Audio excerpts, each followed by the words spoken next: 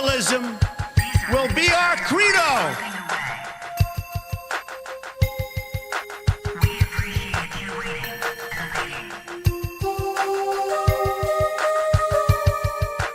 What is it you're waiting for? Do you even know anymore?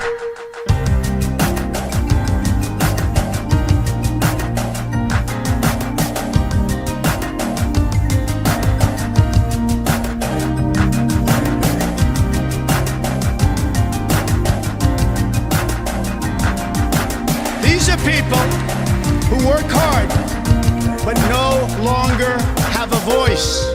I am your voice.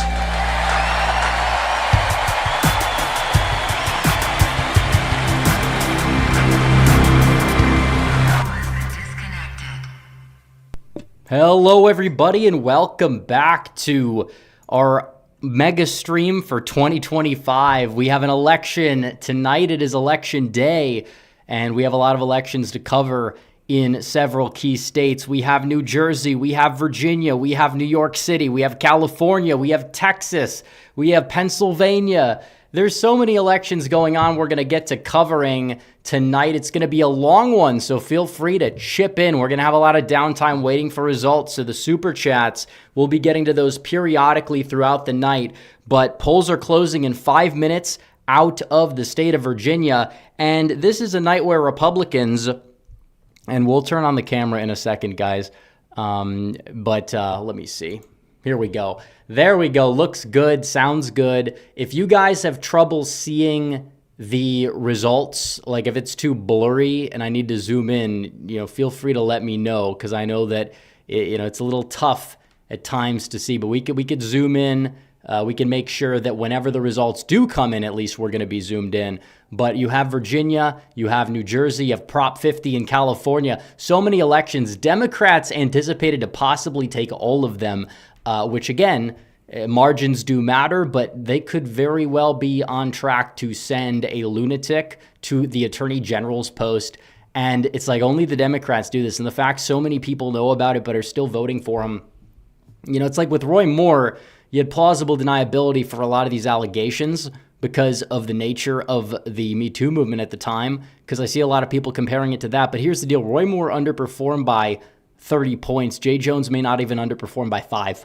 So if that's your bar and that's your benchmark, then you need to seriously just stop with the false equivalencies, because I see a lot of people on the left doing it. But New Jersey, can Jack pull off an upset? Again, early vote data, spotty. Turnout data, regardless, spotty, to the point where I'm not looking into it too much regardless. Exit polling all over the place. I have seen polls that look phenomenal for Republicans and polls that are awful for Republicans. I don't care about either of them because I know how exit polls operate. So we're going to get to the poll closings in Virginia in a few minutes here, but you have New Jersey where the polls are closing at 8 Eastern. Keep in mind it is 6, 7, haha, very funny, 6 Central, 7 Eastern, when the polls close in Virginia, which is in about 4 minutes.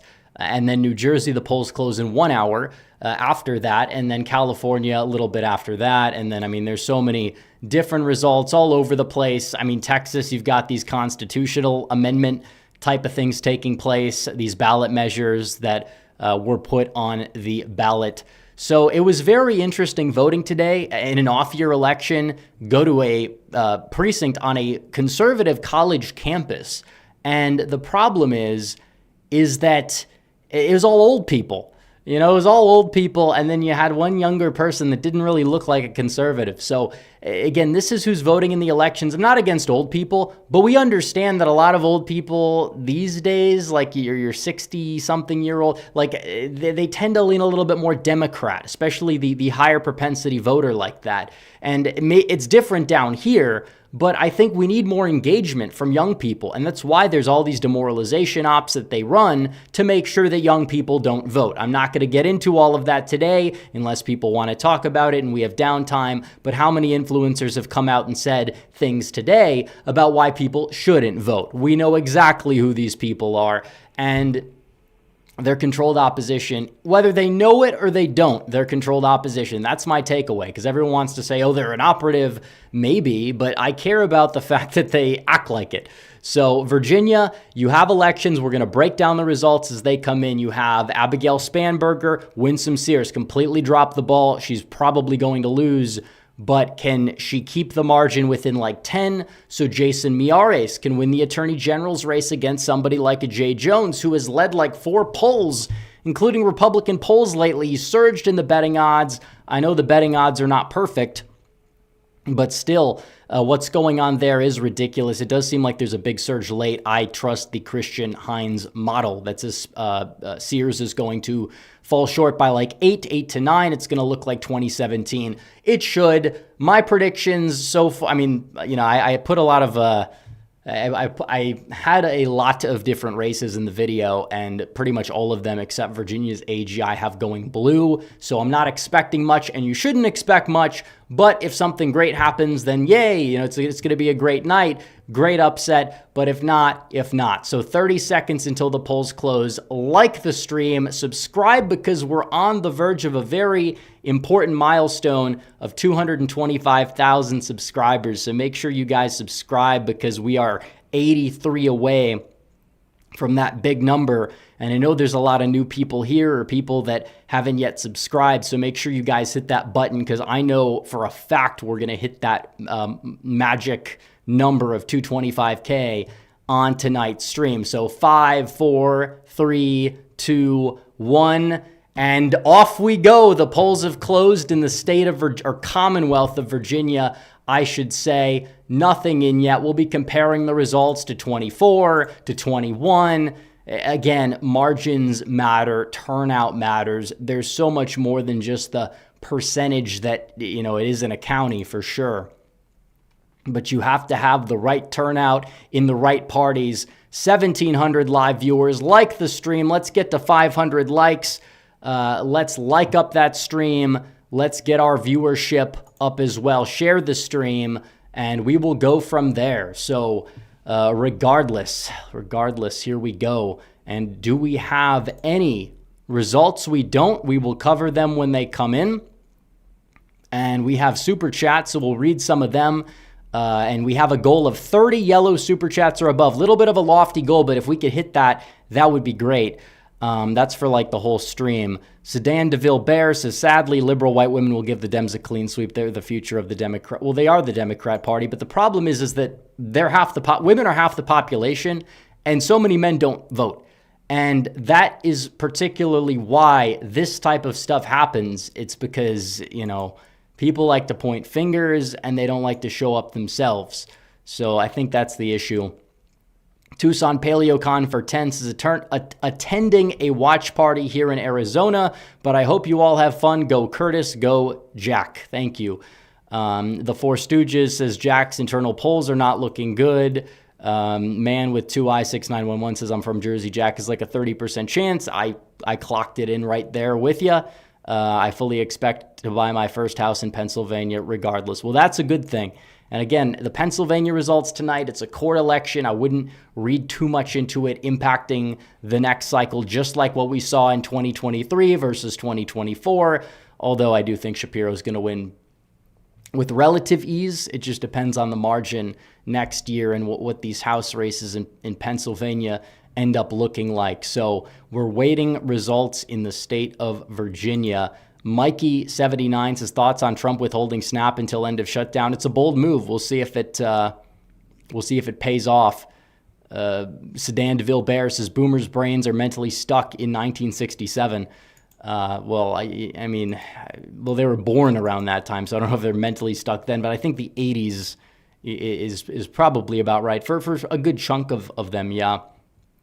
Businessman Sam for 5 says either winning some money tonight or learning a lesson on gambling. There you go. Responsibly and do it on call sheet. Those are my 2 limits of political betting. Responsibly, don't make dumb bets, don't bet too much, and do it on call sheet. And if you go to one of my videos, you can get that link and you'll get 10% or $10 of free play actually if you meet the requirements.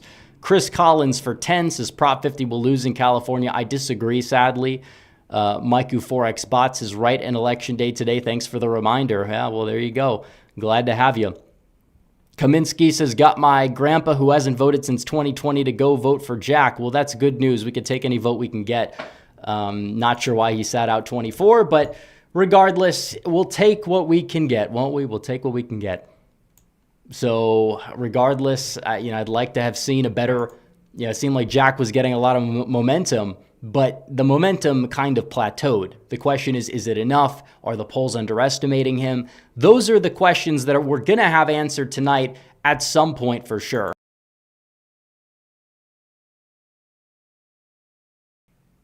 So we have no results currently. And I don't bother checking Decision Desk unless they get too far ahead. It just doesn't seem like every time we do it, it doesn't really work out too well. Alex RK595 says off topic, but who do you think wins the NFC North? I think the Lions still got it. They just played a bad game on Sunday. Miku Forex Bots is going to vote for JD's brother. Think he'll win? No, because Cincinnati is blue. But regardless, I think that he should run for that congressional seat, and he'd probably be a decent candidate there, possibly. So, because they made it a little bit, it's kind of marginally red. Maybe Chabot goes for it again. I'm not sure. But that Cincinnati seat is red for now, and it's a possible pickup. The problem is that map was done poorly because they should have drew 2 solid red seats, one in the Akron area, one in the Toledo area, and the Toledo seat's not red enough. The Cincinnati seat looks ugly, and it's not really red at all. That's not how you properly split Cincy. If you want a compact map that has these solid seats, it's like you have 3 seats that are still going to be up for grabs. Maybe Captor does go down. I think she would by 28 if she doesn't in 26, but still. Let's see. Any results so far? No results yet. But that's par for the course. Any other states that have results that have polls that close at 7? No. So we're stuck on Virginia. So if you guys want to send in super chats, feel free. You guys know how to do that. We are 2 out of 30 to our goal. If you guys want to help out, feel free. Subscribe. Let's get to 225K. We're knocking on the door. We're literally knocking on the door if we haven't already hit it yet. We are 65 subscribers away, so hit that subscribe button. I'm sure we're going to get a lot more people pouring in when we actually get a vote that is tallied, but we don't have any. So whenever the results pour in, they pour in. We're just going to sit here and, I guess, wait until they do. So Rob Vigulski says if Dems win, MSM will claim a blue wave tomorrow. Well, that's the problem because there's so many different facts at play here that it's unlikely there's going to be a result. And I will say it if I'm wrong, if I see something, but it's unlikely there's going to be a result in either state that you can point to and say, this is proof the Democrats are going to have a blue wave in 2026. I don't see it. Now, maybe you will see some freak accident happen where Abigail Spanberger wins by 20 points, and then I'll say, okay, maybe we have a problem. Maybe it's shutdown related, whatever. I don't think she's winning by that much. But Sears is not a great candidate. She has been outspent. She has been out-messaged at times. Spanberger is an awful, evil person. You can see it. The way that she dances around, doesn't answer the questions, you name it. She's just off-putting. But Northern Virginia is full of a lot of off-putting people. So what do you expect? You have to call balls and strikes. That's why Jay Jones has a shot. It's like it's true that you have a Republican president in the White House that the Democrats are upset at. The one thing I did see consistently in the exit polling is that Trump was more popular in New Jersey than Virginia. I actually believe that.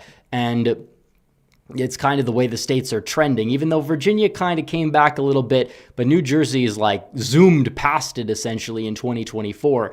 So 53 minutes until the polls close there. And by the way, in Virginia, typically the Republicans will take a lead for a while, even if they get destroyed. So be careful. Don't, look into it too much if you see Winsome Sears ahead with like 40% reporting, although she may not be. We don't know. We're just waiting for the results so far. But the later votes in Virginia, like ever since you passed 70%, it's like all Democrat. It was like that in 2016, 2020, 2024. It's just the way it, even 2021, when Youngkin won, it was the same way. So as for New York City, it's kind of a mess. But we have more super chats. We have two more that go towards the goal. John Waffle says, do you think Virginia Republicans can control the state house? Probably not. Frank Barboza says, any thoughts on Sheriff Lamb running for? Oh, he's a good successor for Biggs, in my opinion. T. Birder V8 for 10 also goes toward the goal. Says, I used to work with Spanberger's husband. Chief engineer on the program was a government contractor that also sold the agency she used to work for. Curious how that isn't a conflict of interest. Well, it is. People just don't care in these places because Trump, even though he's trying to like smash the system, they just shill for the system. Virginia is literally where the system lives. They don't even live in DC so much as they live in Northern Virginia. I mean, Youngkin in 21 was a little bit of a unique situation, but that was because Republicans were super angry. They should be angry right now, but Democrats have effectively, they're say what you want. When you don't have a full turnout electorate, they're effectively gaslighting, knocking down the opposition morally in terms of everything that they're doing. And, credit where due to an extent, but that's very detrimental to us. And we need to actually correct course in terms of whatever's going on with the messaging. I think Trump gets it. I think Vance gets it. But so many other people, the Republican establishment, they don't understand what the hell they're doing. And, even, Trump with some of these, some of the messaging behind the tariffs is probably not helped him. And that definitely is making like Democrats a bit angrier. But regardless, we don't have to give an autopsy report before the results come in. Let's just wait and see what the results say. I mean, we know Spanberger is going to win. These are more statewide elections anyways. Democrats did shut down the government effectively by voting to do so. And there's a very good chance that after this election in Virginia, if they win big, whatever, then they magically decide to have a few people come forward and say, okay, we'll vote to reopen it, because it won't be as pressing of an issue for them. Wyatt says, I spent the weekend reading Four Hats in the Arena on the 1912 election. It really was the foundation of modern politics. I hate Woodrow Wilson. SCP-681, thank you. Ryan Foster for 10 says, I've appreciated your coverage from Jersey. This is a nail-biter no matter what. Any slim Democrat marginal wins are an indictment against the popularity of their policies and positions. I appreciate that. I agree. Are we getting results? No results on the New York Times yet. Neil Ray says Jack will win. So many signs in the blue areas, so much turnout than 21, but passing 21, Jack will win by 2. Latinos, Asians, and Italians will help. Well, we'll see. High turnout. We have results in from, where are these results from? They're from Lynchburg. And that's 10% of the vote. And then you have some very heavy Sears counties coming in too. So let's check the split so far, which is what I really care about more so than anything else. What about the other results here? So Jason Miyares is only outrunning by 6 points so far. And that is honestly not ideal if that continues from what we're seeing. And then the lieutenant governor's race is kind of in between. So again, doesn't really tell us much because we don't know. These are very preliminary results from either very blue places or very red places. Fairfax City, for example, that's 39% of the vote there. Spanberger at 73% so far. We'll see what happens there. I mean, Fairfax City last time was, Youngkin almost at 36%. So she is at 27. That's not exactly where you're going to want it. But again, the Attorney General race, the ticket split is not big. And that is not, Jay Jones, from what we can tell, and so far, I don't know if this is definitive because there's more votes for the lieutenant governor. John Reed is actually outrunning Miyares so far, which is absurd given what we know. Fairfax, Miyares is at 32. It depends what the end totals are. What type of votes are coming in? We don't know. Again, it's very, very early to count. But so far, I'm not liking the split so far on the governor's race margin and the AG race margin, because what this points to is there's a very good chance that if that stays where it is, that Jay Jones is not just going to win, he's going to win by like 4 points. And like, this is really, that's insane. That is absurd if it holds. It's not a done deal. I know it's not a done deal for sure. So just relax. Regardless, we will still be here and we will still have a Republican trifecta in Washington. But the fact, what's more disheartening is not the result. It's the fact that that man is literally just getting a free pass. He's getting off free. He's getting a free pass from the voters for that. Mark Robinson didn't do anything that egregious, and he got his ass kicked. I mean, like, this is where we're at, where this guy is seriously... Okay, now they're breaking it down the right way. Early voting, election day, and mail-in votes. Okay. So it's very early. A lot of the votes are early voting. So I'm glad they're actually doing that. Let me see if they did that in Virginia in the presidential level, because I know it's not representative of the final result, and they didn't do that. So I'm glad the New York Times has decided to do that. They've needed to do that for so long. They needed this, and they haven't done it. And now they're doing it.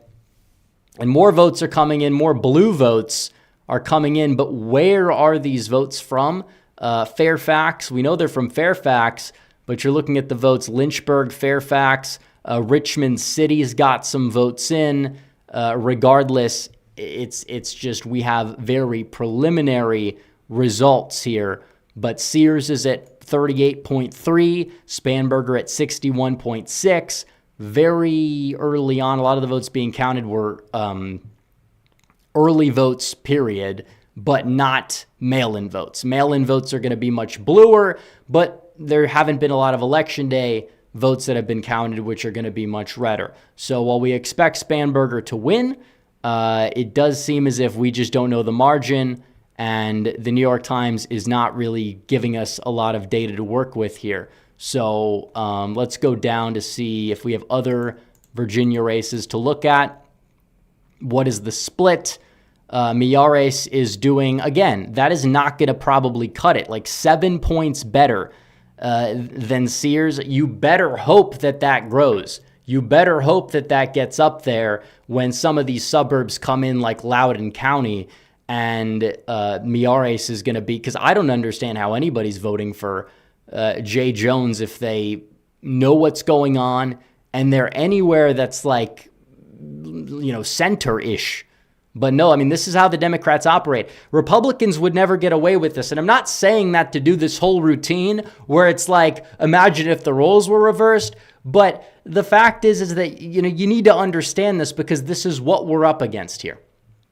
You need to understand what we're up against. These are people that are, this is far past the point of, this is somebody that's like a crazy person on Reddit, a one-off, somebody that the party disavows. The party enables a bloodthirsty freak, a lunatic, a corrupt scumbag, and he's going right in there over the very good attorney general that's done a great job, if that split continues, unless Sears is pulling off some sort of miracle that nobody saw coming, which I'm not really entirely convinced. But so far, the margin 7.6 now, compared to 15.6. So, okay, it's got up to 8. That's better news.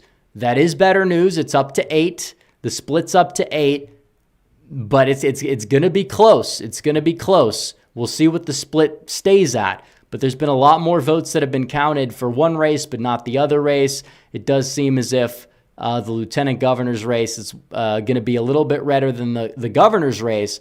But so far, I don't know if you guys can see it. Okay, we got a lot more votes. I don't know what that was. Where is this coming from? Where are these results coming from? We're about to find out. We're about to find out here in a second. But let's see. Waynesboro is the one that's mostly in at 42%. It's narrowly blue, and I'm pretty sure that Youngkin won that last time. And then there's a lot more votes that have come in. Sears just gained 8 on net.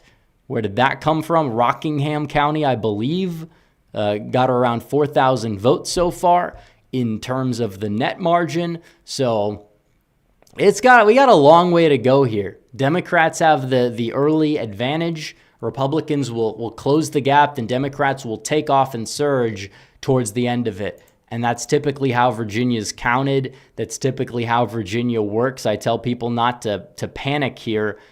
And yeah, it's behind because it shows Miyares underperforming Spanberger.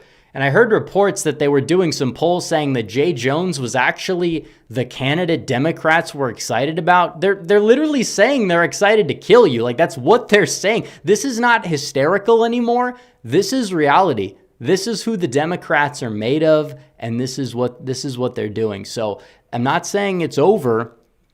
I'm not saying that Jay Jones has won, but I'm not liking the split so far. I'm not liking it. So let's see. We got more super chats so far. Let's see. Films of Greatness 23 says, can you do early analysis on ticket splitting when the votes come in? I've been doing that. Spider says, will Dems use mail to... It doesn't matter because you can't do anything about it unless you win. The fact that they have all this mail flying around should tell you something. And the fact Republicans haven't returned their mail in terms of tens of thousands of ballots should also tell you something that I think is arguably more egregious than any shady ballots that we see. But 57 to 42. See if we can make it like, does that see better? Does that seem better? Can you guys see that better? I think you guys can see it better if it's zoomed in. So Luke Cadian 1716 for 10 says California positive note about half signatures collected for voter ID ballot measure, over 100 days left to collect. Well, we'll see if they even accept that. That's the problem. Doesn't matter. Voter ID doesn't matter if you're sending 30 million ballots around the state. I mean, some people get multiple. I have friends that didn't vote that show that they voted. It's like, where the hell are their ballots going? And they say it doesn't happen? Like, it happens. It might not happen as much as they claim, or it's not enough to dictate the result, but it pads the Democrats' margins. It does. Like, you can't deny that.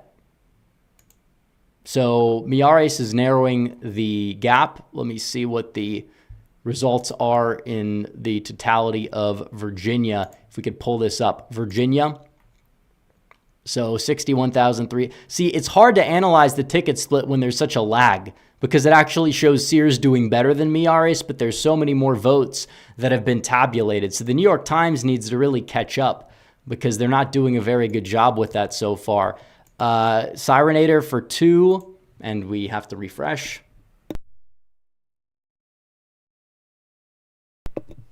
Let's see.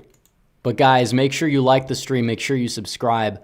But we had a super chat from Sirenator, says from 0 to 10 how cuck we are. Probably 10. We're just here to we're literally watching. So I would say 10. But that's okay. We'll get past it. We'll get through it. I'm not trying to doom. I'm just trying to keep it real. Eric Lane 3256, his only election here is for the school board. Voted for It doesn't matter where you live. You got to vote. That's what I tell people. Man with 2 eyes 6911 for 10 says, cracking open a bottle of Jim Beam to prepare my nerves for a Cheryl victory. God, she is so bad, but these artards will still vote for her. They will.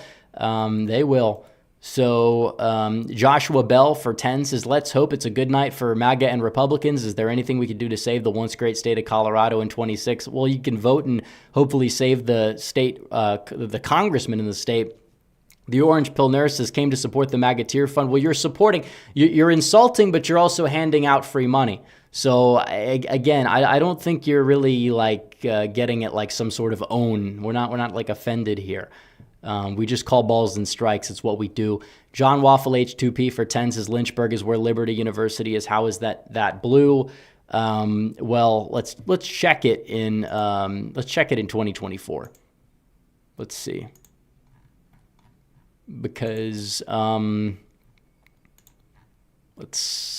Lynchburg, Trump +8. Yeah, I mean, it's not fully in yet. but it's just the early voting. I think the election day vote's going to be more red there. We'll see if it holds or if it stays. But so far, Sears is at 45. Let's see if we can get the county map. Yeah, Lynchburg's only 10% in, so it that could be mail-in votes for all we know. Films of Greatness 23 for 2 says Decision Desk has more up-to-date. Split is 9 points. Well, that's good. It's a good thing that the split is actually growing. And that means that there's a very good chance if the split continues to grow, depending on what the final margin is at the gubernatorial level, because it does seem like, Spanberger's won. They've called it on some networks. I think it's been clear for months that she was going to be the winner. The question is just how much is she going to win by? And so far we're kind of waiting. But yeah, Miyares has narrowed the gap to a 1.6% game right now. 3% of the votes are in, and he's down by just 1.2%. So again, I don't expect, well, it really just depends because this is a plausible end result percentage-wise, and if that's the case, it just depends because I know there's a lot of election day votes where the ticket split's going to be a lot higher than the people who already voted like 2 months before an election, which Virginia has too much early voting. I'm for early voting in person. I think Pennsylvania should adopt it actually for a week or two. I think it would help us actually. But Virginia does it for 2 months, and it's just annoying, and it's not really something, in my opinion, that is really worth paying attention to. So let's see. Nothing new. So 35 minutes until New Jersey closes, so we'll watch what comes in. This is the race to watch. Now, Lieutenant Governor's race is somewhere in the middle. That's about what we've expected. Does seem like Republicans everywhere are gaining, and it's possible Miyares could be on the verge of taking the lead. The question is he going to keep that lead? Not if he has it now with 4% of the vote in. But Alex RK595 says Jay Jones makes Mandela Barnes look reasonable. Exactly, and that's a guy who said he hates America. I think he makes Zoran look reasonable, and I detest Zoran. Everyone's talking about Zoran. I get it, but I think that this is a little bit of a more important issue. David Maddox for 5 says, with you from Long Island, New York. Well, thank you, David. I appreciate it. I appreciate all the super chats tonight. We have 4,000 people in chat. Like the stream and subscribe. Let's get to 225,000 subscribers. We are just 23 away, and I know we have more than 23 out of the 4,000 people here that are not yet subscribed. So like the stream, subscribe to the channel. Let's get to that milestone. We could at least get something here tonight that we can consider a victory, because I don't know if this is going to cut it out of the state of Virginia, although it does seem like the ticket split is widening, which is good. It seems like it's become like a 9-point ticket split. So Dakota Amanis is betting odds flipped again for Virginia Attorney General. Well, that's good. And betting odds are, they go back and forth. They are based on impulse. We don't know if it's really indicative, but the fact that the people are putting their money behind something is not inherently a bad thing. Maiku 4 says voting place had an Obama 08 tapestry at booths. That shouldn't even be legal to do that. Like, it's like one thing if somebody wears a T-shirt, but if, I don't know. It depends what you mean. It depends what you mean by that. But Jay Jones is about to lose his lead in Virginia unless he gets a big batch from Nova, and there he goes. He loses his lead. Jason is he's ahead. He's ahead by 2 points. 4% of the vote reporting. He leads by 3,000, but he's got to expand that lead because it's going to contract. Zani3143 says, thought of the recent MAGA civil war. Well, a lot of the people fighting in it are two groups that I wouldn't even fully consider MAGA. I think I've had the same take on it. But, it's like we talked about this last stream. I don't want to make this stream about all this stuff because we have an election to cover. But like the whole thing is, you have one group that is actively subversive on the fringes that platforms these anti-Trump actors nonstop and just does it because who knows why.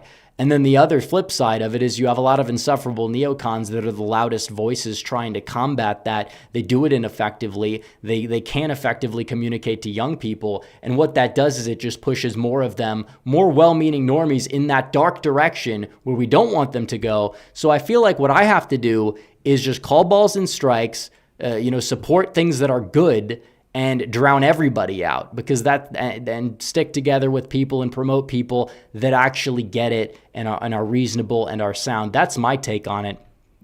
We don't have to get into it, but it's all a big distraction. And if this is a close race within 1,000 votes, there's plenty of reasons for why. But the fact that so many people, and I think there's a little bit of blame on both sides for it, but they're just distracted when we have a key important thing that's just staring us in front of our face. And it's this guy right here that's going to be handed the keys, possibly, not definitively, but possibly, to a state's justice department. So that's my take on it right now. But let's see. Maxim V. Gruner says Biden can still win. Yeah, definitely. He could run in 2028 if he's still around by then. Sedan DeVille Bear sent 2. Okay, we don't have to read that one, but I appreciate the super chat. Let's keep it. Let's try to be nice, guys. You don't have anything nice to say about the dead, don't say it at all. Especially like right now. Give it a week, and then you can go critique. But I don't have anything to say about the Cheney. Logan, for 17 months, as my ballot was 2 township trustees, Board of Education for a bad school. My parents drove me for 12 years to an open enrolled school to avoid, and 2 levies. I voted in Ohio. Well, thank you. The Base Cat with a member chat saying 1 year since the Comeback King stream. Well, tomorrow, technically, but it's election day. To this day, I still watch all the liberal L's coping over phony Kamala losing. Glad America dodged a bullet, and that they did. Thomas Potato for 10, which is the 10th towards our goal, says at some point, can you cover the 17 state ballot proposals in Texas? I'd really appreciate it. We will when the polls close. I voted on them. Also, first time super chatting on this channel. Well, thank you, Thomas.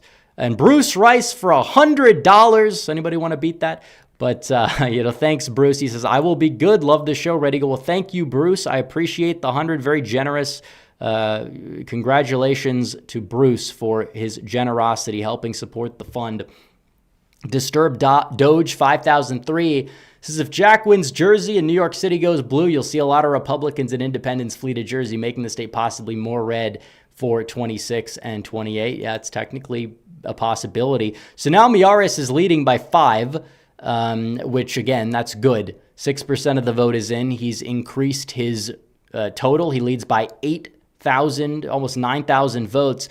And now he leads by 5, roughly around the same margin, but you got a lot more votes in.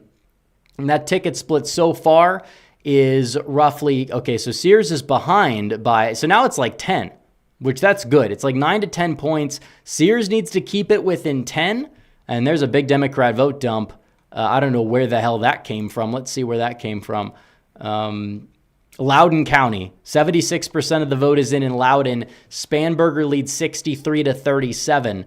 So we don't know how the remainder of those votes are going to go. But if you want to look at Loudoun with Donald Trump, he got 40%. She's underrunning him so far. So, again, that might widen the ticket split for sure. That might widen the split if it comes in for the AG's race, but we don't have the data yet on that. So we'll wait for it to load, and it's not quite there. But that's like 100,000 votes they dumped in Loudoun. And if that comes in for the AG's race, then, yeah, Jones is probably going to take the lead, but, temporarily, most likely. We'll see what happens when that does. But he needs some milk, says, Yo, Red, I live in California, voted no on Prop 50 today, was almost not going to go, but your tweet telling us all to get out today pushed me. Well, I appreciate that. Shows we're doing good work here.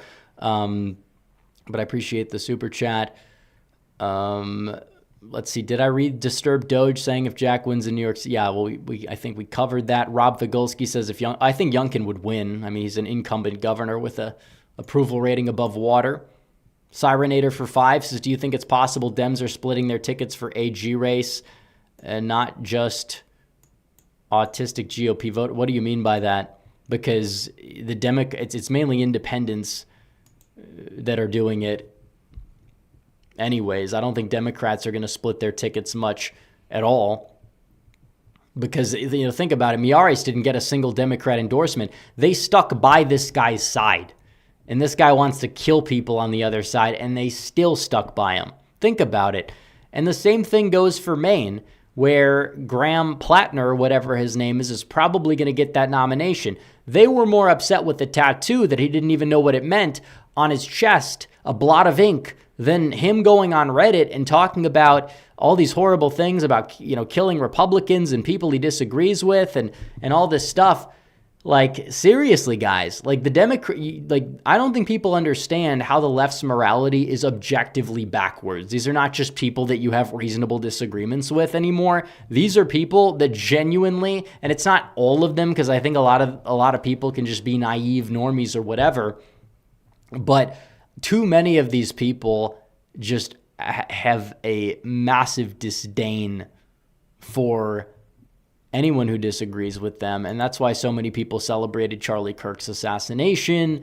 That's why they've engaged in every single possible false equivalency in the world to justify not condemning those who do. They try to tell Republicans to turn down the temperature when they're the ones that are actually doing it. Like, it doesn't add up. It doesn't make sense. B1 Lancer sent 1. Thank you. Every dollar helps for sure. Doesn't help toward the goal, but it helps toward the channel. And we have more votes. Did the drop come in? 12% of the vote is in. Jay Jones narrowly takes the lead. And Loudoun County, Miyares is at 42. He's outrunning Trump in Loudoun County. So that's good news so far for Miyares. I don't know if he wanted to do better than that. Arlington County, some votes are in there. But Virginia Beach, Miyares has a decent lead. We'll see if he's able to hold that. But regardless, seems like there is a decent split that we see going on. As for what the betting odds are showing, we'll have to take a look at the betting odds, because let me see if we can. Okay, I see New York City. We need Virginia. Jay Jones he's now back in the lead. He's at 60% in call sheet, but they do alternate. They go back and forth. Michigan Nationalist says Trump needs to redraw Nova into D.C. Why not just make Maryland, give them D.C., and then give them Nova, and that would make Virginia like a red state. But I don't know if that's feasible. It's more just one of those things people love talking about that is just not going to happen, is just not going to come true. So 17% of the vote is in. Jay Jones leads by 9 points. Now, there's a lot of red votes that have not been counted. A lot of the votes that have been counted are early votes, and he's going to do arguably the best in terms of the lack of ticket splitting for that designation. But Fairfax County came in. Jay Jones is at 69% of the vote. Terry McAuliffe didn't even get that in Fairfax. He only got 65. So we'll see if this is going to hold or if the margin's going to shrink, because that's only 32% of the vote. A lot of that is early vote, which Jay Jones will do better there, relatively speaking, because some of that was before the scandal ended up even dropping. But man, if this continues, let's check. So 17 points for Spanberger so far, and she's on track to receive 56%. So they have her winning by like 13-ish, which again, if that holds, that is not good whatsoever for the Attorney General's race, because if that splits only 9 points, let's see if they have a final result. But so far, do they have a forecast? It says there's no forecast, so we don't have a forecast. But let's see, he's up by 8. Folks, I don't know if that's going to hold, but that's just the optics of him winning 8 or him winning by 8 in any bunch of votes you get is absurd. Like, Democrats are going to cheer when he wins. They're going to say, ha ha, look at you. This is what happens. Republicans need to wake the hell up and understand how to effectively attack their opponents, because the more that they don't, the more they're going to lose. They need to engage younger voters, and they need to engage them properly. And they need to make sure they turn out and vote. You basically have a guy who is directly complicit in the environment about the whole Charlie Kirk thing. He didn't actively celebrate it, but this is the same guy who's actively celebrated the murder of children. It wasn't a joke. It was murdering children. You don't talk about that, but since, it's like, okay, well, your kids now, it doesn't matter, because when you're driving to the grocery store, you a Republican voter in Virginia, who, if you're still in the mindset of, oh no, we could just get along, and these are the people voting for this guy, and you're driving past them. No, these are people, you got your kids in the back seat. They think that your kids should be violently executed because of your political beliefs. That's how they operate. They want to beat you into submission. They want to bully you into submission. You can't do that. Charlie Kirk knew it was coming, even. If you could go back and you could look at clips of him saying it's very possible, he said he would give his life, for whatever he believed in. And that's, eventually what he did. And it's sad, but we have to, they want people to be fearful. They want effective people to be cast into the shadows. They don't want them to exist, because they understand that they can't control the narrative if they're actually effectively called out. There's certain people that are allowed to exist. Some of them are neocons. Some of them are on the fringes. But, and they're trying to also make it a battle between neoconservatives and literal retards. And the actual MAGA patriots are like being deprived a seat at the table in the discourse these days. And the left is loving it. They're loving it. They're just absolutely loving the fact that this is the state of the GOP. And I'm not saying online drama is affecting election results, but I think it's indicative of how many Republicans just don't know what the hell they're doing. They don't know what they're doing. Trump got it. Charlie Kirk got it. Charlie Kirk helped him win in 24. On these college campuses. He really helped out a lot, and now he's out of the picture. And who's setting the narrative? Who is setting the narrative on the right these days? I don't see it. I don't see anybody actively setting the narrative. Like even Trump. I love Trump, but he's kind of been out of the picture for a while. He's what has he really said? What has he really done lately? The government shut down, to his credit. I mean, what can you really do? But like the whole spotlight should have been put on this lunatic, and it wasn't. And now what's going to happen? What's going to happen is this guy who said he wanted cops to die is going to be the top cop in the state of Virginia. Seriously, the leader of the Justice Department. He should be, a dishwasher in a mental asylum. I don't know what garbage can they found this guy in.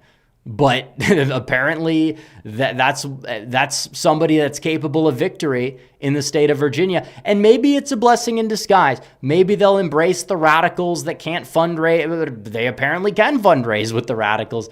That's the thing. Now we'll wait and see what happens in New York City with Zoran Mondani, or however you want to pronounce that lunatic's name. He's not worthy of proper pronunciation to begin with. He parades around with a guy that said that America deserved 9/11 in New York City running for mayor, and he's probably going to win.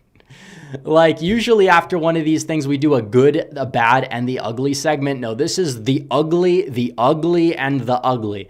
Now, if Jack makes it close in New Jersey even, I consider that a moral victory. He did leave it all on the field. But once again, the party's done a job of leaving him frozen out to die. And when you do that, what do you exactly do? You leave things off the table. Brian Kemp should be ashamed of himself. I don't know why people think that they can just shill for this guy. He abandons the Senate race he could easily run in and win. He decides not to.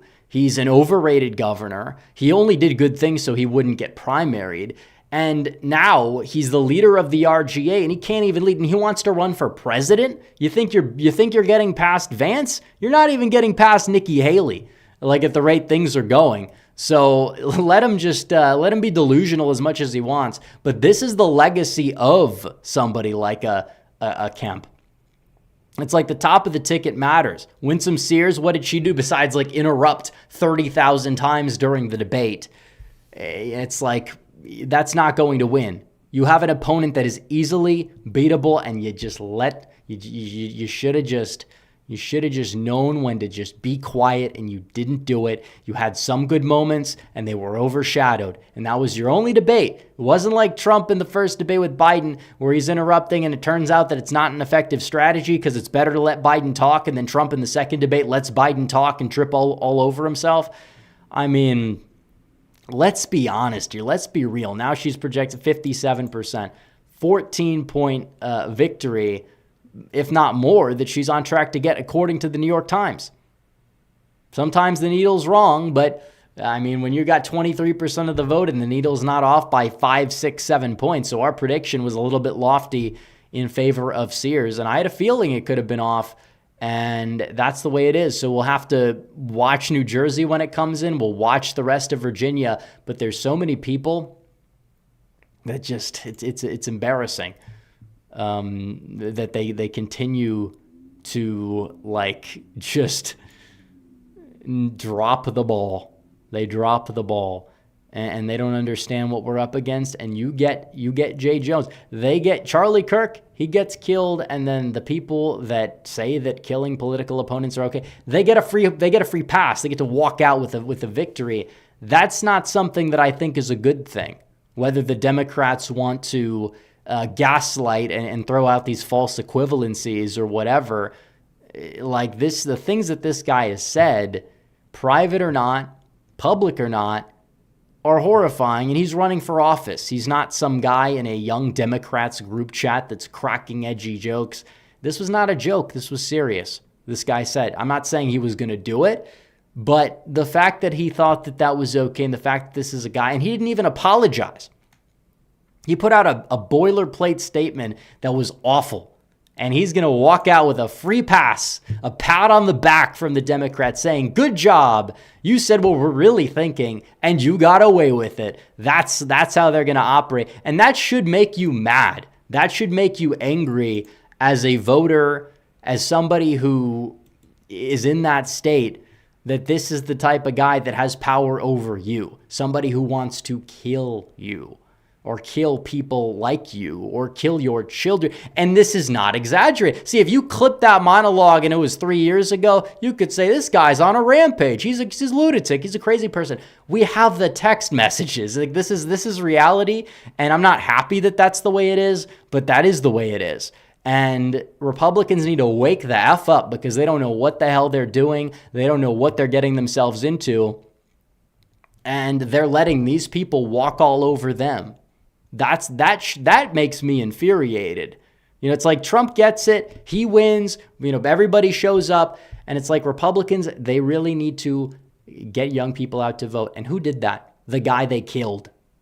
Think about it. The guy they killed, the left did, not Republicans, but the guy that was effectively taken out was the guy that actually could change this dynamic and effectively keep people in check, and he's out of the picture. He's gone. He is. And it's very sad, especially the way it happened. But let's see. Michigan Nationalist says check decision desk, Spanberger +8 and Miares +2. Okay, hold on. We'll get to super chats in a second. Let's see. Mortios for 10 says, what's up, brother? I live in Ocean County, New Jersey. Got a whole bunch of people to come out and vote for Jack, praying he wins. Otherwise, New Jersey is cooked. Well, we'll see in about 13 minutes how cooked New Jersey is. I don't have high hopes, but the Green Renegades' most reported results are in Nova. Like, I get that, but like, let's look at this, guys. Let's look at this. They expect Jones to win by 6 points. I don't know if that's going to happen, but that's embarrassing. If he overperforms Kamala Harris, it tells me he got Democrats out to vote. Democrats wanted to vote because Loudoun County, 40% of the vote there.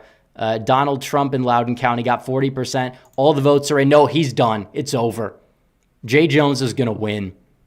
I'll even call it, and I'm not happy to do it, but like, this is bad.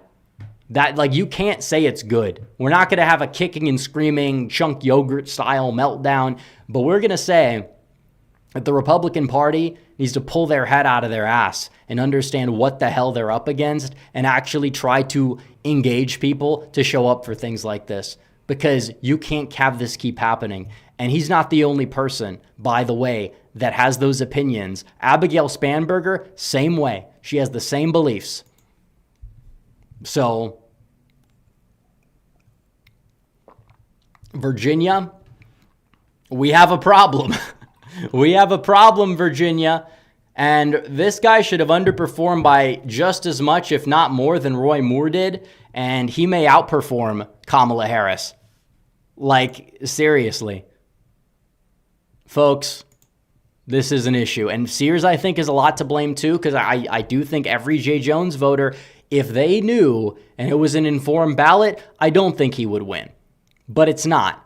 But too many people did know and pulled the lever for him anyways. And that should disgust you. It should.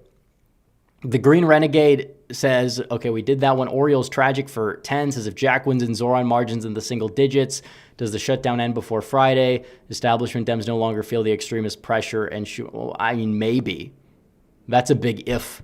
I mean, it's possible Jack can win, but it's like, I don't know if you're going to see that big split. John Waffle says, what state should Virginia Republicans migrate? Just North Carolina makes the most sense. You know, Youngkin could come back and win in 29, but I mean, this is embarrassing. Falco Kunze for 5 says prices are everything right now. Trump and the Republicans have to get prices down. Well, prices aren't going to come down because they don't. You know, you could say gas prices can come down, certain goods can come down, but you want to have wages outpace, which they were not under Biden. They are under Trump to an extent. The problem is the job market's not really good right now, and it's not because always, you know, tariffs or Trump or whatever. It's AI is a big part of it. The AI bubble that we're entering. And I think it is temporary, but there's going to have to be, and Trump does have to address it. I'm not taking him off the hook entirely because you have to address the problems, but I don't think you can say that it's just because of the prices. The prices were very high when Biden was in office and Democrats were still winning all these off-year elections. So I don't know if that's entirely like the number one thing. I agree Trump needs to make a headway at that department, making life more affordable. Mike Hughes says, stop running minorities and big. Well, it's not just that. Well, no, but that's not the point. Because first of all, Miyares is a minority. He's a good candidate. Whether Democrat, I think Sears is the problem. And a lot of her campaign initially was elect me because I'm a minority female. And that doesn't resonate. You're not a Democrat. Identity politics on the right does not work. It doesn't. You know, it's just something that draws people, you know, away. And the people on the left still say that she's a white supremacist, which defies logic. But because the left is fundamentally retarded, the left just defies logic like that. So again, she's a bad candidate. I said it from day one. It's not because she's a minority, but there is something also to the fact that you have people where they'll just try to put people up because they're minorities, because they think it's going to help them, and it doesn't. And you can't do that. You need the best candidate. If Miyares was at the top of the ticket, some solid Republican candidate would have won the Attorney General's race tonight, in my opinion, because Miyares would have made it like a 7-point game. So, you know, it's deeper than just that. I think that we need to stop running people that don't know how to be solid candidates, and that goes for whatever wing of the party they're from. Sears is not a MAGA type by any stretch of the term. She's somebody that tried to throw Trump under the bus after the midterms. I'm not saying that's why she's underperforming. Jack has said things that have been anti-Trump. I want him to win, but he kind of had to, because when he first ran, New Jersey was D+20, and he wants to win. I still think he overplayed his hand in that department, but he's ran a very good campaign this cycle. So E says this is what Republicans get for attacking. Okay, no, you know, these people need to just pound sand.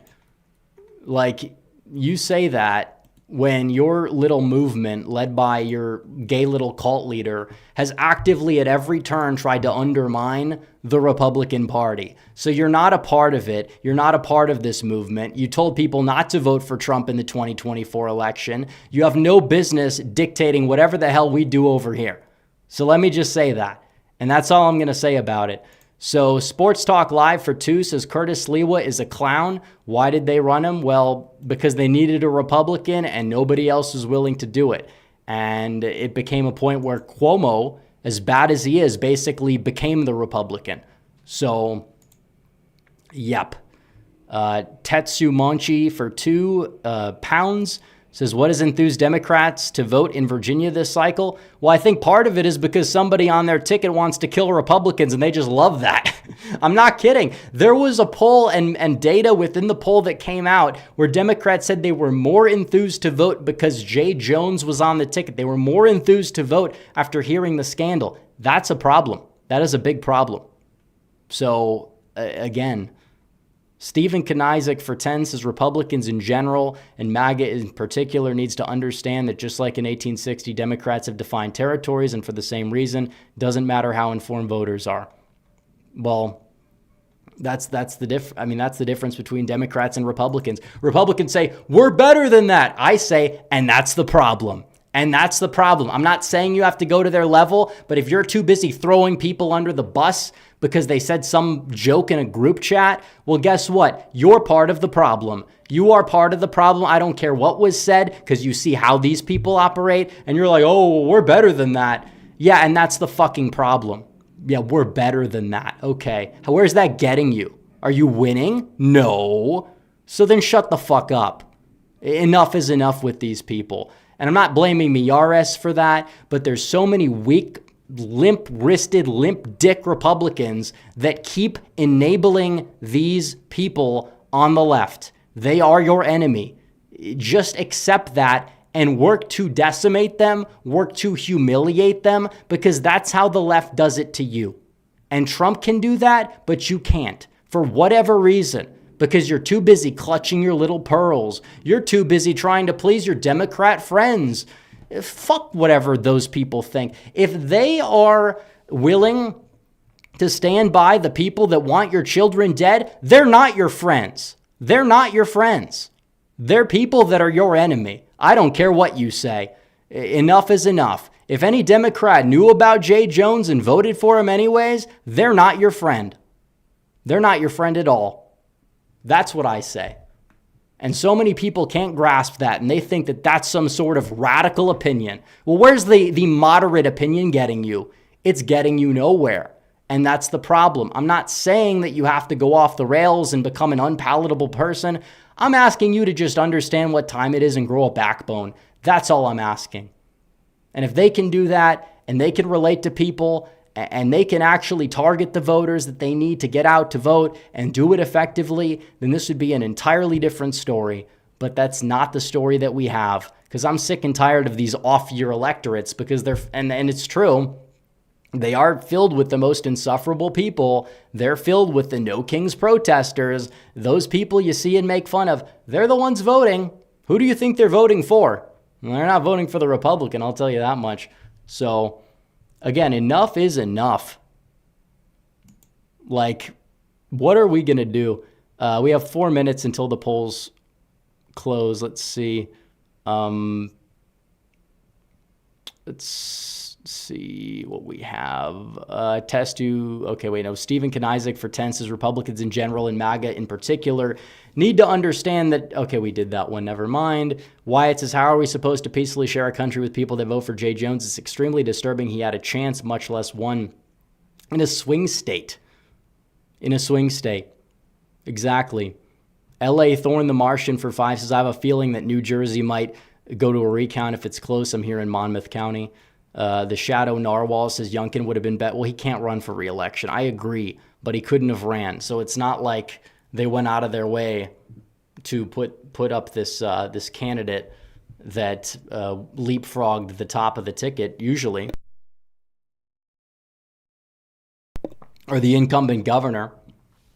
Michael Low 6553 says, when we had women enter political office, that's when we lost the battle. Well, it's deeper than that because, you're right that women vote blue, but men have to lead. That's the thing. Regardless, whatever you think of the 19th Amendment, men need to lead.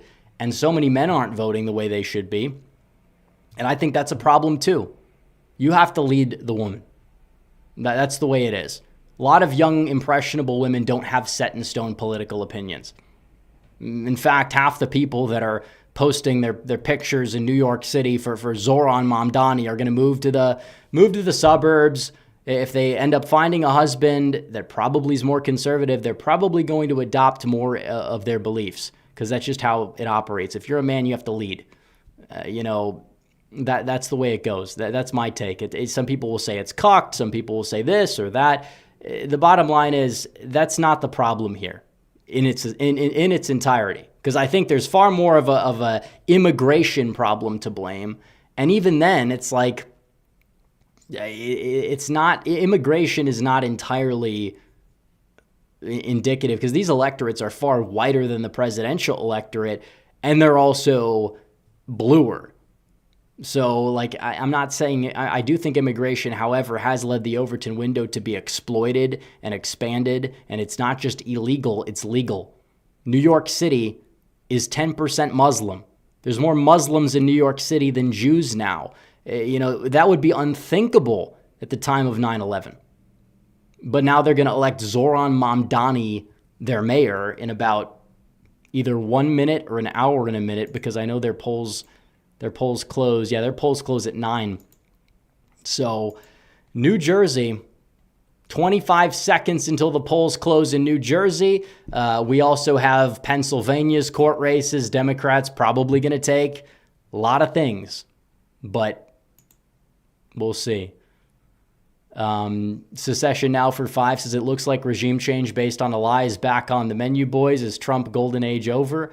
Not necessarily. I don't think it's over, but I think that, and again, I don't think there's a result that comes out tonight that changes my opinion of the midterms and how they're eventually going to go when you have a much higher turnout. But when you have this massive victory for some lunatic that wants children to be dead, that should scare you, man. That should make you very angry. It should make you upset. It is true that we have to stay measured, be reasonable in how we go about it, but also don't be afraid to actually have teeth when you do. Shadow Narwhal for 2 says, I'm going to start voting like the Democrat. Well, that's how you should vote. You should vote like they want you dead, because guess what? Too many of them do. Too many of them. P-Todd863 for 20 says, in the days of old, Captain Maroney said, in memory of our God, religion, freedom, and peace, our wives and children. Phil's Fan Inc. says, amen, brother, preach. Robo Guy. We have a lot of super chats. Let's see. I don't know where we were. Says we have a massive rhino problem. We need well, it's also the people that are in charge, these archaic individuals in charge of so much of this infrastructure don't know what the hell they're doing with it. And that's why so many young Democrats will show up, but young Republicans won't. Morty always for 2 says Virginia's cooked chat. It's a shit show. That's true. Becker for 20. Thank you. Trump 1776 for 5. Modern Josephus for 10 says Virginia's are racist, just using their own logic. Guys, again, this is not the takeaway here. This is far bigger than that. You're trying to own the libs with that, and that type of stuff is, I don't think it's fully responsible for why we're in the position we're in, but it's a waste of resources. You're never going to be able to use Democrats or the real racists as an effective tack line against them, especially because you're wasting time and wasting resources every time you do it, and they just laugh at you. It doesn't matter.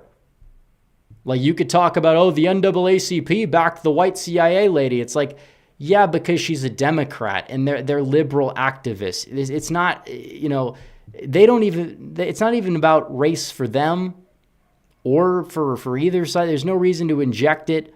It's a waste of time. wasting resources. So I get the fact that people want to own the libs. I know what you're trying to say. Yeah, but Democrats are hypocritical. Wow, I've never, it's like, we know. David Kirker for 10 says, any thoughts in either direction about Joe Gruder so far? Love when you take the gloves off like you did good work. Well, I appreciate it. I'm just saying what I feel. Because the people that are leading this party into the ground in so many places could easily adapt it and win, and they're not doing it. And it's not persuasion, because again, if it was persuasion, Jay Jones would lose. It's not just persuasion. Yes, it's close, but we know the way the votes go in Virginia. They're expecting Jones to win probably with 53%. That's a likely margin. That's embarrassing. David Kirker for 10s. Okay, we did that one. Chris Creative for 5 says Republicans lack the heart and testosterone to crush the Democrats and pass laws to stop cheating. Dems always get out the vote no matter what or who. Yeah, and they honestly, a lot of it is not just because, of that. It's because of the fact that they actually view this as their religious ritual. I'm not saying you should worship voting, but in fact, I think you shouldn't. Okay, we have results in New Jersey, but I think that people need to seriously understand what they're up against. If you're up against the left, which has they literally have backwards morality. It's essentially their ideology is Satanism. Sounds crazy, but look at every single thing they support. It's the opposite of good. Everything. You could maybe say, well, what about healthcare? And usually they'll just pretend not to understand the arguments against it, but it's not about healthcare. It's about everything else besides healthcare. And then they want to say, well, we just want to give you healthcare. Well, you've had it trifecta. You didn't give healthcare. And again, we don't need government-run healthcare that's run by the DMV in the U.S. anyways. If you think it's going to be good healthcare, I don't know what to tell you. But again, this is very early vote in New Jersey. If we could see a map, that would be great. You have vote out of Hudson County, 40% of the vote there. Early vote. Gloucester County, 71-28. And again, early, Hudson County, Jackson 21. But if you want to compare this to 2021 in Hudson County, if we could see this, 73-25. So it depends how the remainder of those votes go. Ocean County, a lot of early voting there. Jack leads by 30-some thousand votes, 63% of the vote there. He is probably going to possibly going to outrun in Ocean County. So better results in New Jersey so far, but a long way to go. You only have 6% of the vote in. So Mordioy says they called it for Spanberger. James H. says one-term rule in Virginia is weird. Chauncey Hart for 5 says cult leader is a great way to put it. That guy's been nothing but subversive and seems... Exactly. The guy's not allowed to exist. He's banned from everything, calls himself the most banned man in America, and he's given puff pieces in the New York Times, and they let him have a subreddit. And you're seriously going to tell me there's not an op to promote this guy one way or another? Because they understand he divides the right specifically on every single issue when it comes to Trump. For the past year and a half, he's opposed him, even lying, stretching the truth to do so, even from his own logic. And people want to act like this guy, just because he is rhetorically talented, is going to save the right, when most people, when they actually get to know him and actually understand his dirt, understand how unpalatable the guy is. And I don't think the neocons are the answer. I've said it for a while, and I don't think these little weirdos that spurg about Israel all day are the answer either. I think that there is a middle ground. There should be a middle ground. It's where most people are. And the guy who was actually doing a good job of, leading that middle ground was killed. And now you see what's happening. And the New York Times, very liberal media, very establishment media, is writing an article in insulting Charlie Kirk by calling this kid his successor. Because Charlie hated him. Charlie got mad about people debating him, let alone giving him a 2-hour Glaze session. Tucker Carlson, third worldist, by the way. He's really fallen off. People need to understand that. The guy's literally a third worldist. His foreign policy is indistinguishable from Jackson Hinkle's at this point. Like, this is the territory that we're really getting into. But no, if you say that you're paid off by 7,000, it's like, okay, so you're kind of doing a double cell phone, because if I'm getting paid $7,000 to call out stupid people that are harmful for being stupid, then I don't know, maybe double foreign aid, triple it, because you're not going to be able to save the country with these people. And you're not going to be able to save it with these neocons either, that are stuck in the past and are also partially responsible, not because of this whole recent feud, but for election results like what we see with Jay Jones, because instead of, keeping their eye on the ball, they decide to, clutch their pearls over group chat messages and things like that, where we don't have time for. And they just don't get it. They don't. So New Jersey, we have more results, and I'd rather look at the results here. But where are the votes coming in? Essex County, again, early voting, Bergen County, Jack at 48 in Bergen, not bad, because he lost it last time. He's actually outperforming in Bergen County. So we'll see if that holds. Burlington, okay, that's an error. He is not winning. He is not winning Burlington County by dictator margins. They got to fix that. Cheryl just doesn't exist in Burlington County. I would like for that result to be true, but they clearly dropped the ball with however they put that in. But let's see if there's a forecast.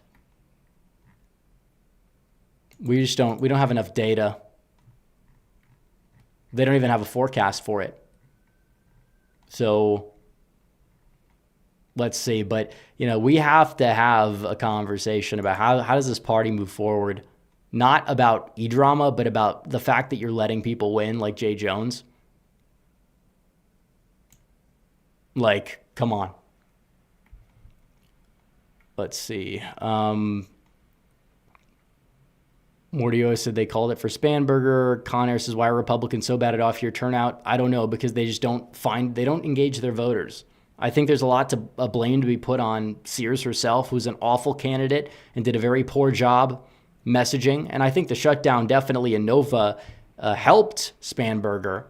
But seriously, this, come on. Trump 1776 for 5 says, I got off the metro in D.C.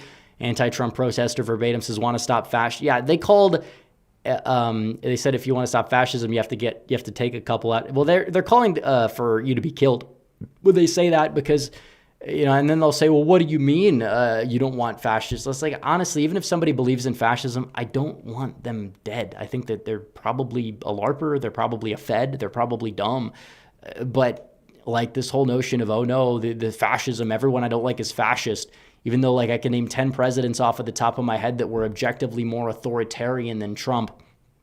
Even though Trump with the political climate arguably needs to be authoritarian, just like Lincoln to preserve the Union, the whole thing is ridiculous. Veritas Vivet said they killed Charlie Kirk, wished death on the speaker's children, and they're these are the moderate Democrats. What do you think what do you think Zoran's going to do to you? Act accordingly. Exactly. I know you didn't mention Zoran there, but seriously. Alex RK says, how could we beat Juggernaut Bob Casey but lose to some... Well, because of Trump, because Trump was on the ballot. And Dave McCormick did the smart thing and embraced him. He didn't try to push him away. That's the difference. So...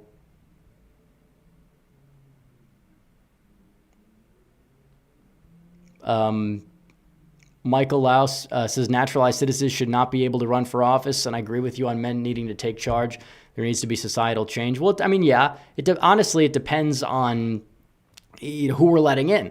We shouldn't be letting in people like Zoran Momdani in our country. It's because of his ideology, because of what he represents. The guy's literally a communist who hates America and parades around with people that celebrate 9/11. You got to get the people like that out of your country. You don't want to bring them into your country. You have to be suicidal to think that's a good idea. And that's the problem with a lot of third world migration. And we have to cut down on it significantly, not just illegal, but legal. That doesn't mean that there aren't plenty of wonderful people who happen to come from those countries. But the problem is that the exceptions to the rule do not define the rule. The reason why Zoran is going to win, in part, is because that electorate in New York City is far more Muslim than the electorate in Michigan percentage-wise. I'll tell you that much. So keep that in mind. It's a big part of it. FM says, would Hung Kao have done better than Sears? Yes, I think so. And he didn't run a good campaign for Senate either. The big Dean for Toos is on the filibuster. I agree, because you know why? The Democrats are going to use it against you the first chance they get. The first chance. So, again, this is Burlington County, yeah, that margin has to narrow. The remainder of the votes are going to be probably pro-Jack, obviously. But, again, they expect Cheryl to win by quite a bit. So, again, I knew Cheryl was going to win. I don't know what the end result's going to be, but they think that she's going to win by over 130,000 votes, which is probably like a 5-point win. So Tommy Robinson for 10 says, I appreciate the job Trump is doing as president. Give him a solid B for his performance. Problem is he needs to be A+ for us to win. Well, he needs to be A+ for us to win, period.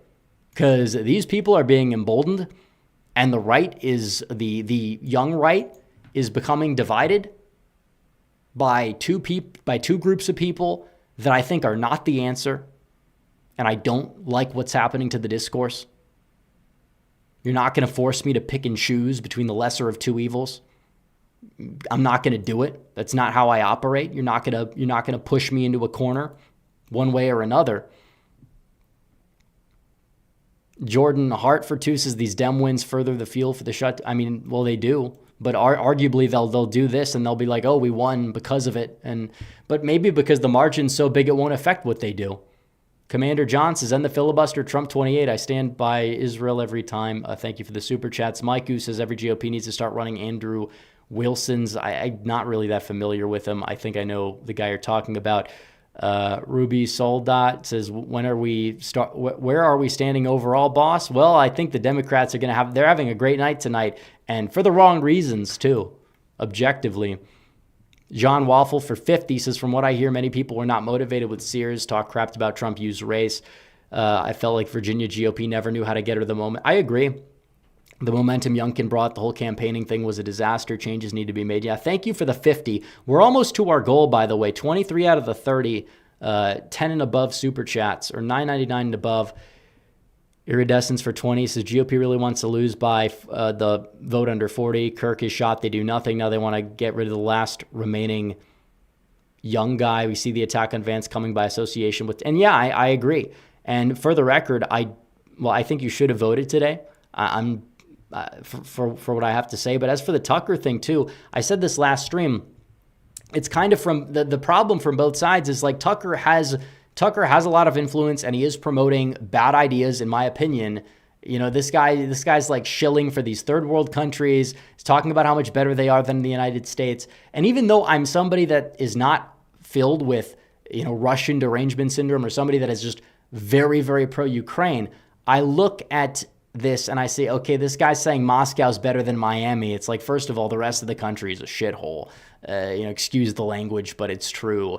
And there is an anti-American slant to it. And he's trying to he's kind of focusing on UFOs and things like that. And I don't even think he's that pro-Vance in 28 because he platforms somebody who hates J.D. Vance with a burning passion, talks trash about his wife and kids. And Tucker just gives him a free microphone for 2 hours to glaze the guy. And this, it's like you have the worst people on the neocon side that are saying, Vance is friendly with Tucker at one point, therefore we have to oppose Vance. And it's like, this doesn't even add up. But you see what it's doing. Tucker, is he being somehow roped in some sort of conspiracy to, bring down Vance that way? Because again, people in general have that tendency where they don't want to throw their friends under the bus. But it's like if your friend is being like, an R word, you got to call them out on it. It doesn't have to be publicly, but could at least be privately. If your friend says something you don't like, you gotta set the record straight. But the bottom line is that you're platforming bad faith actors, somebody who wanted Trump to lose, essentially, somebody who actively campaigned against Donald Trump in 2024. Like that's the main takeaway. You can't attack these people and sound like a leftist when you do it. You can't. You're going to embolden them. I tell people this all the time. But it's like there's just something that Tucker is being roped into, like, or they're trying to rope Tucker into this, and Tucker's playing into the neocons by doing it, because now they're using it as a vehicle to attack Vance, because Vance is not going to actively come out and disavow, nor really should he. He's not being asked to. He doesn't have to put his statement out. He's the vice president of the United States. He doesn't have to say anything. We don't have to play the left's disavowal game. And people playing into that can't even look in the mirror and see why they're losing. But I mean, yeah, it's like Youngkin overperformed in every county. Sears is going to underperform in every county compared to Trump. As for Miyares, yeah, an election day vote's not even that Republican friendly. Like, this is the problem. And then everybody's going to use this to blame Donald Trump, as if he was like some big factor in the elections. According to the exit polls, he was less of a factor than he was in 2017. You just ran a bad candidate, and this is what happens. And Democrats are enthused to vote for somebody that wants Republican children to be killed. That's not a joke. That's not an exaggeration. The fact this wasn't wall-to-wall coverage, more so than the Roy Moore stuff was, is shameful.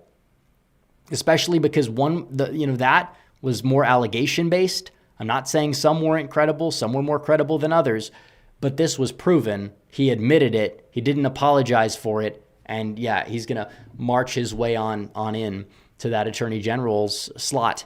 And for people that say the left lost in 2024 because they couldn't contain their radicals, that's not entirely true. And I think you see that tonight, because so many people will say that and miss the point. That was the Ben Shapiro line whenever he was talking about that group chat. Like, oh no, you gotta disavow everybody on the right. You gotta do it first and foremost. And it's like, I agree, bad faith actors should be humiliated and cast aside in the proper fashion.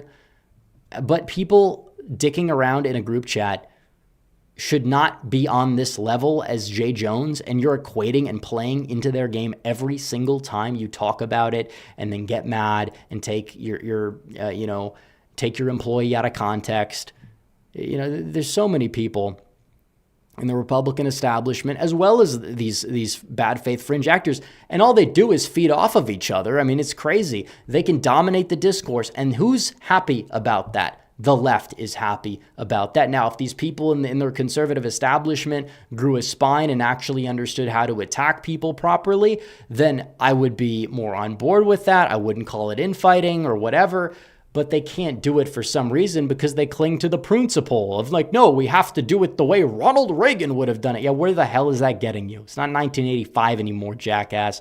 It's 2025, 40 years ago. You think the playbook is going to work the same way? Donald Trump, they didn't want him to be the nominee again because Donald Trump actually knows how to win because he bends the rules. He doesn't worship these principles. He just wants to win, and winning has to be your number one principle, or people like Jay Jones are going to waltz into these positions of power. Okay, we have a couple more super chats that are just debate. It's like we're not trying to make this chat an Israel debate. It's not what this is about. Louis VRO says Fuentes is 5'3", likes men, and is Mexican. Missouri 7 says, I've been watching your channel since 2022. You're the most accurate election predictor I know. I also like you respect evangel. And I do. Look, because they're a part of the coalition. That's the thing. Tucker Carlson saying the worst people ever are Christian Zionists. Christian Zionists are why the Republican Party is so pro-Israel, more so than AIPAC or the Orthodox Jewish population. And you could debate the theology. I'm not a dispensationalist. I've been clear about that. But if you're going to be insulting people that are a part of your coalition, that need to be a part of your coalition, you're not going to win that way either. So that's the thing a lot of these people don't understand. A lot of these people have been in politics for 5 minutes. A lot of these like Groyper types, and they think that they understand electoral politics, and that's not really how this works. I agree that it's like the younger generation, we're more nationalistic. I don't want to send all this unconditional foreign aid to Israel. Keyword is unconditional. For example, whatever we're doing with Argentina, that's conditional. People that are mad about that also are pretending not to understand the argument. But it's like, we have, Trump's foreign policy actually works well. It's unpredictability, peace through strength, but actually believing it, not like these neocons that have said peace through strength and don't actually believe it and want these wars to continue because they're controlled by, the donor class and the defense contractors. That matters a lot more when it comes to this than AIPAC. AIPAC supported Trump more so than the opposition. I'm not going to say there's no criticisms of AIPAC, but the people that fixate on it all the time as if that's the number one issue and then vote against the Trump package that would have secured the border, it's absurd that people actually want to say that's the number one issue. Like, I agree that you can have a good faith debate about Israel, and I don't like it when people, call people anti-Semites for diverting from the line. But at the same time, on the flip side, you have people that are saying if you have anything that's vaguely pro-Israel or just simply not anti-Israel, that you must be paid $7,000 to say it. Well, it's like, okay, well, it's kind of a self-owned compliment. You want to say that. And I think that they should be paying me more so than the people they probably do, because the people that they do are not really, their messaging is way off. And they don't understand who their target audience is or should be. They're losing support among people like under 40. And it's like, you don't have the left at all anymore. You have the older people on the right. If you want to get the younger people on the right, you have to understand how they operate. And understand that this generation does not clutch their pearls. They like edgy memes. They like certain rhetoric. You can't be throwing out buzzwords that have been used and abused for decades that are meaningless. Racist is a meaningless term because it means nothing. Nazi means nothing.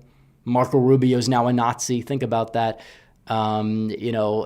People said any criticism of like George Soros is anti-Semitic or whatever, and that's ridiculous because he's just one person. And terms like that, if that's like how they want to do their messaging, is try to shame people as like these words, it doesn't work because these words have been rendered meaningless. It doesn't mean there's not people where the shoe doesn't fit or where the shoe fits, but that's not going to defeat people because those words have been just used and abused to the point where they're meaningless. And if you want to humiliate bad faith actors on either side, whether they're neocons or fringe right agitators or leftists, which are the real enemies here, they're all enemies to be fair to an extent. But you have to focus on humiliating your opponents. And Democrats voting for somebody like a Jay Jones, they don't necessarily do it just because they agree with what Jay Jones has to say about Republican children, but they do it because of the fact that they want to humiliate the opposition so that they can point fingers and laugh and say cope and all these things. That's what they're trying to do here, and they do it effectively. So the right needs to wake up and understand the game plan, and it goes for a lot of different people. I'm tired of hearing about how much we should oppose Israel. I'm tired of hearing about,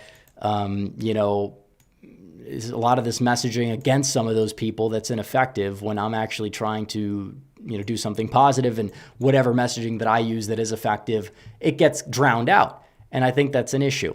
So Miyares is down by one with 53% of the vote. They haven't called it yet, but he is not doing too hot in Nova. He is losing, or he's barely up in Stafford County, probably going to lose the lead there, probably could even lose Virginia Beach. He's probably going to perform in line with Trump, and it's terrifying to see. It really is. I didn't think that Jay Jones was, I thought there's a chance he would win, but that was the one race where I was like, you can't lose this thing. And they did, effectively. They did. So as for New Jersey, Union County, he's at 34. Again, these are mainly early votes, but the outstanding votes fairly evenly split. They expect Jack to gain in some of these counties that, according to the model, Jack has a lot of votes left in Ocean County, but as it stands right now, I'm not not really seeing the upset, and I'm not too surprised. We predicted that there wouldn't have been an upset, but again, the Republican establishment, like Brian Kemp, there's so many different people that are just, they don't have their heads on straight. Whether it's people on the internet, people that are actively out there in these elections. Just the bottom line is, because there has to be a message to unite around for the entire right wing, and they have to do that. And if they can do that, that's good. Trump has that ability. So many people don't, and that's the problem. And because they don't have that, they continue to lose. They continue to lose. Ken says, Gloucester County, I lived there, voted on the 31st, not demoralizing at all. Polite rude guy for 5 says, Christ did not hate the Jews. If you curse Israel, you're not America first. America's a Christian nation. Well, it's like, it is true the Israeli government is not the biblical Israel, but it's also true that Christ did not hate anybody. And a lot of the antics that I see from these people are not entirely biblical antics when they go about their criticism either. Scarmy for 5 says, I think Curtis Lee were running for governor of New York with Bernie Goats would be hilarious. Yeah, hilarious, but we wouldn't have any chance in hell. People liked Sliwa in the favorables, but they're not voting for him. Question is, what percentage is he going to get? I'm sure Zoran's going to win. The night's going to get worse and worse and worse, okay? It's going to get worse and worse. You have lady who defended people who, celebrated the death of Charlie Kirk in fields of healthcare and education, becoming the governor of New Jersey. You have Jay Jones and his acolytes being elected in the full slate in Virginia, and you have a literal Marxist in New York City who parades around with a guy who says America deserved 9/11, and also has said on numerous occasions, globalize the Intifada, praised terrorist groups in rap songs 15 years ago. The Democrats give everybody a free pass. They get a free pass. Republicans, I understand we don't have the system the way the left does. But you have to, A, engage your voters, and B, at least have a backbone, please. Be smart. Be high IQ. We need smart people. We have smart people. It's a lie the right doesn't have smart people. We have a lot of smart people. The problem is their voices get drowned out by stupid people. And people that just don't know what time it is. And then it becomes completely, just utterly useless to even think about. But like the stream, subscribe to the channel down below. We're at 225. We hit it. Let's get to 226. Like the stream, subscribe to the channel. That was our goal. We wanted to hit it by election day, and we did. Curse Thinker for 20 says, cynical of the Dems to use to shut down for Virginia election, but I guess we couldn't expect. When the polls were off again, polling was awful. And it shows that's what happens when Republicans aren't showing up. Our poll was probably the most accurate in Virginia compared to some of the other ones, but we did have Miares up, so that didn't age well. Polite rude guy for 2 says, Trump 28, we will keep America great forever. Salt A for 10 says, hey Rep, Mamdani's not a third worlder. He comes from high society, Indian migrants taking advantage of. That's both of those countries are the third world. But it doesn't matter if somebody is affluent. He has that tribalistic mindset where he wants to, he literally has wanted a white tax. Like, that's where it comes from. You could say he's overcompensating to prove himself to like the lower, the lower castes or whatever. Even though he's technically, I think he's Pakistani, not Indian. So I don't know if that would even apply. But you know what I mean. Mike says, Virginia exit poll, 36 opposed, Trump 17, 446, not a factor. Yeah, I mean, that's you can't really put it on Trump specifically, because you have an attorney general's race where this guy's going to be in there and you outspent the Democrat, and it didn't matter. And I think Sears really just dropped the ball. And she's not even like a MAGA type. So, and New Jersey, we'll see what happens, but Republicans might outperform Trump in New Jersey. Oh, that's last time. But 27% of the vote is in so far. Mikey Sherrill leads by 207,000 votes. So while the remainder of the votes probably lean a bit Republican, as you can see here, it's probably not going to be enough to overcome it, which, again, they don't have a forecast, but we know the way these things are going. Soleil says Mamdani's controlled opposition. Well, in a way. Rensu for 2 says Tucker got addicted to anti-Americanism under Dems. I think he has probably a financier or something. The whole Qatar stuff, is it really Qatar? Is it somewhere else? I don't know. Like, at the same time, he does say things about there's third world countries where I think there's legitimate criticism there, but it gets drowned out by these screeching neocons that just probably are pushing more normies that don't know the full lore over to Tucker, which pushes them over to other people. And it's kind of just because they don't know what time it is. It's like, I don't think people that are actually on the fence saw the Ben Shapiro video or whatever that he made about Tucker and were swayed by it, because you can't come off too pretentious when you're attacking, especially somebody that already has the halo effect over him for a lot of the great work that he's done at Fox. So, there's a lack of nuance and understanding with some of these people, because if you have people that are being led into, Israel hysteria or whatever as their only, that's all they believe, that's their entire ideology, who's that helping? It's not helping close the border. That's not helping anything. You're just agitating people. You're making them mad. And then the neocons that could effectively just wake up and shut it down, they don't do it because they also are not the answer. And there needs to be a middle ground. And I don't know if there really can be, but it's like you're just disaffecting people even further because nobody wants to be a part of the shit show. And it's not most of the electorate. It is online, terminally online stuff. But the voters that carry Trump to victory in the college towns and everywhere, that's the very young online crowd. And that's who you have to reach in order to, drum up support for something. And so many influencers don't get it. Charlie Kirk was like the glue holding everything together, and now he's been killed, and now you see what's happening to the discourse. So that's my take on it. Not everybody's going to agree, but you should at least understand where I'm coming from here. Let's see. Robo Guy says if Mikey wins in New Jersey because they did bomb threats, okay, it's deeper than that. You lose by 200,000 votes. You don't blame a polling place being delayed for 15 minutes. I'm not saying there's no shenanigans. I'm just saying that there's always been shenanigans in New Jersey, and last time it was way closer. And you're not going to change the system if you can't beat the system. And people get mad if I say it, but that's reality. Alex says, does Cenk want us? Well, Cenk, I don't think so, but I think that he carries water for people that do and plays into the narrative. And I think that is enough to say that he's a useful idiot for the people that do, even though they don't really like him because he's too nice to Republicans these days. But Cenk is a meme. He's funny.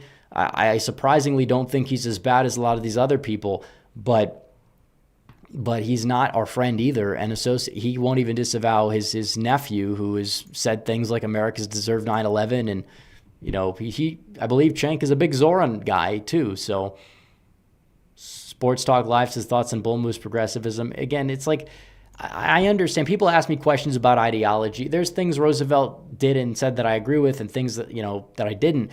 But I think that we need to actually just chart a way forward. Everyone's trying to put themselves into like an ideology or a meme ideology. And I think you can take away things from either side or whatever.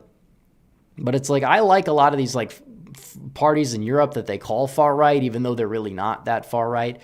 And what they focus on. They focus on national sovereignty, national identity, making sure that they can reject globalism, liberalism, things of that nature that have been harmful to their countries and are destroying them.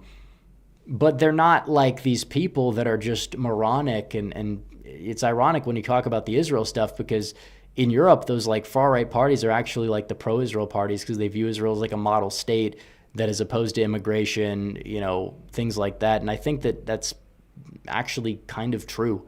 It's like we have to oppose immigration. I think the number one issue is the lobby that's for mass immigration and has spread all these lies about the economic benefits and things like that, more so than the, whatever AIPAC wants to do. And the two Republicans that actually oppose them are the left's favorite Republicans. Coincidence? I think not.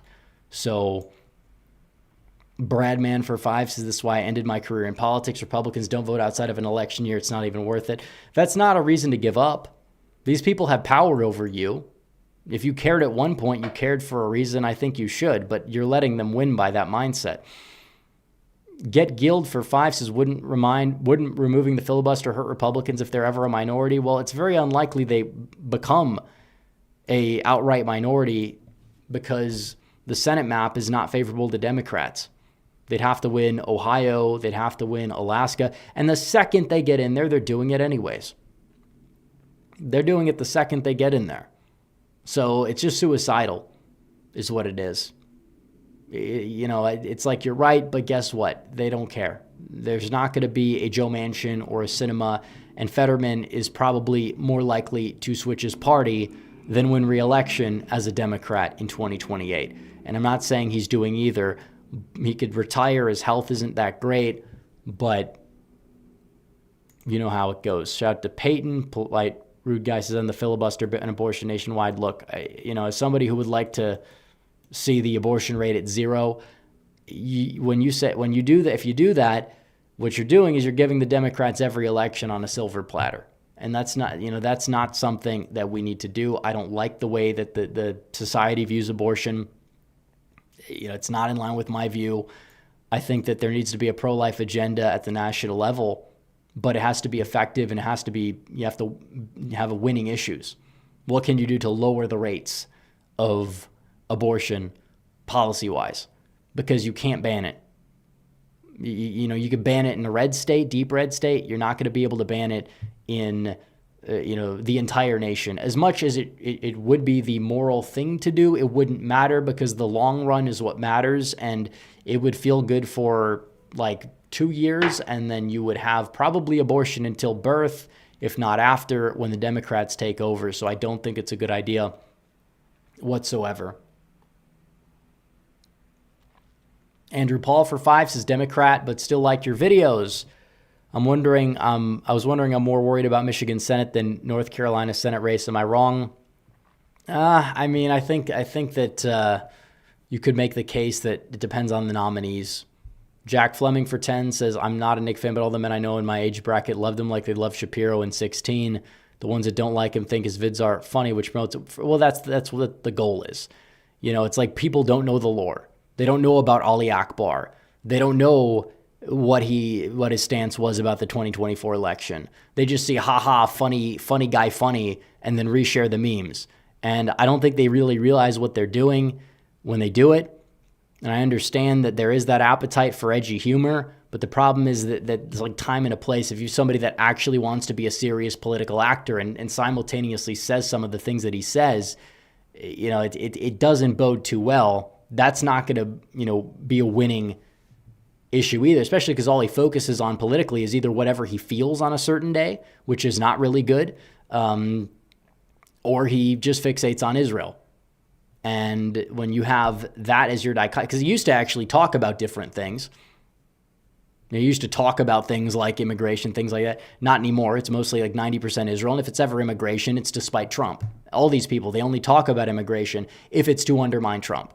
And when you realize that, and you realize that's when they start to be promoted more, when it goes Israel this, Jews that, and now it's front page in the New York Times, it should open up your eyes a little bit. They're not even really portraying him all that negatively when they're doing it. He's loving this, man. This guy is, his ego, everything just feeds it. All these mainstream actors, like they're just feeding his ego. He's loving it. He's loving, Mark Levin, this boomer, somebody else who doesn't know what time it is goes and just says all the buzzwords. And I'm not saying some of the shoes don't fit, but what I'm saying is that he's sitting there, he's laughing. They don't understand how these people operate. Maybe because they haven't paid attention. Maybe because they're not online enough. But it's not, you can't beat these people with 1980s messaging either.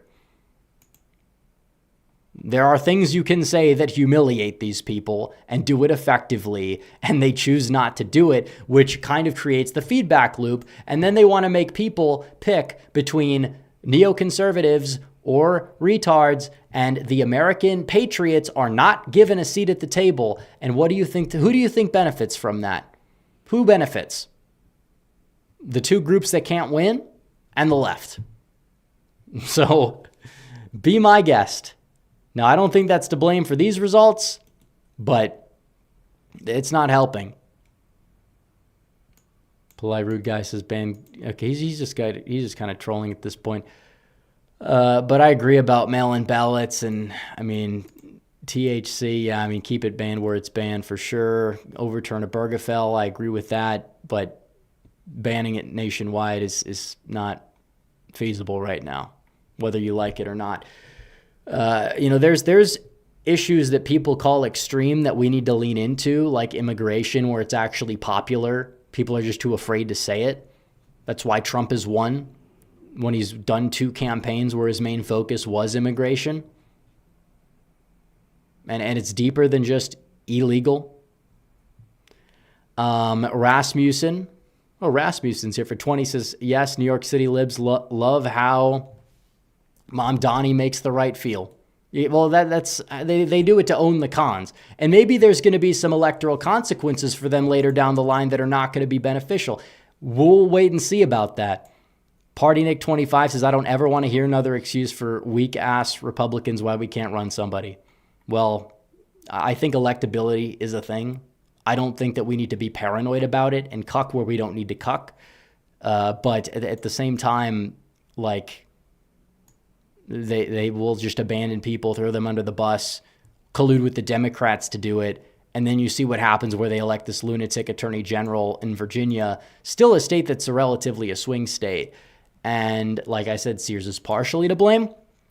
I don't know if you want to say she's fully to blame.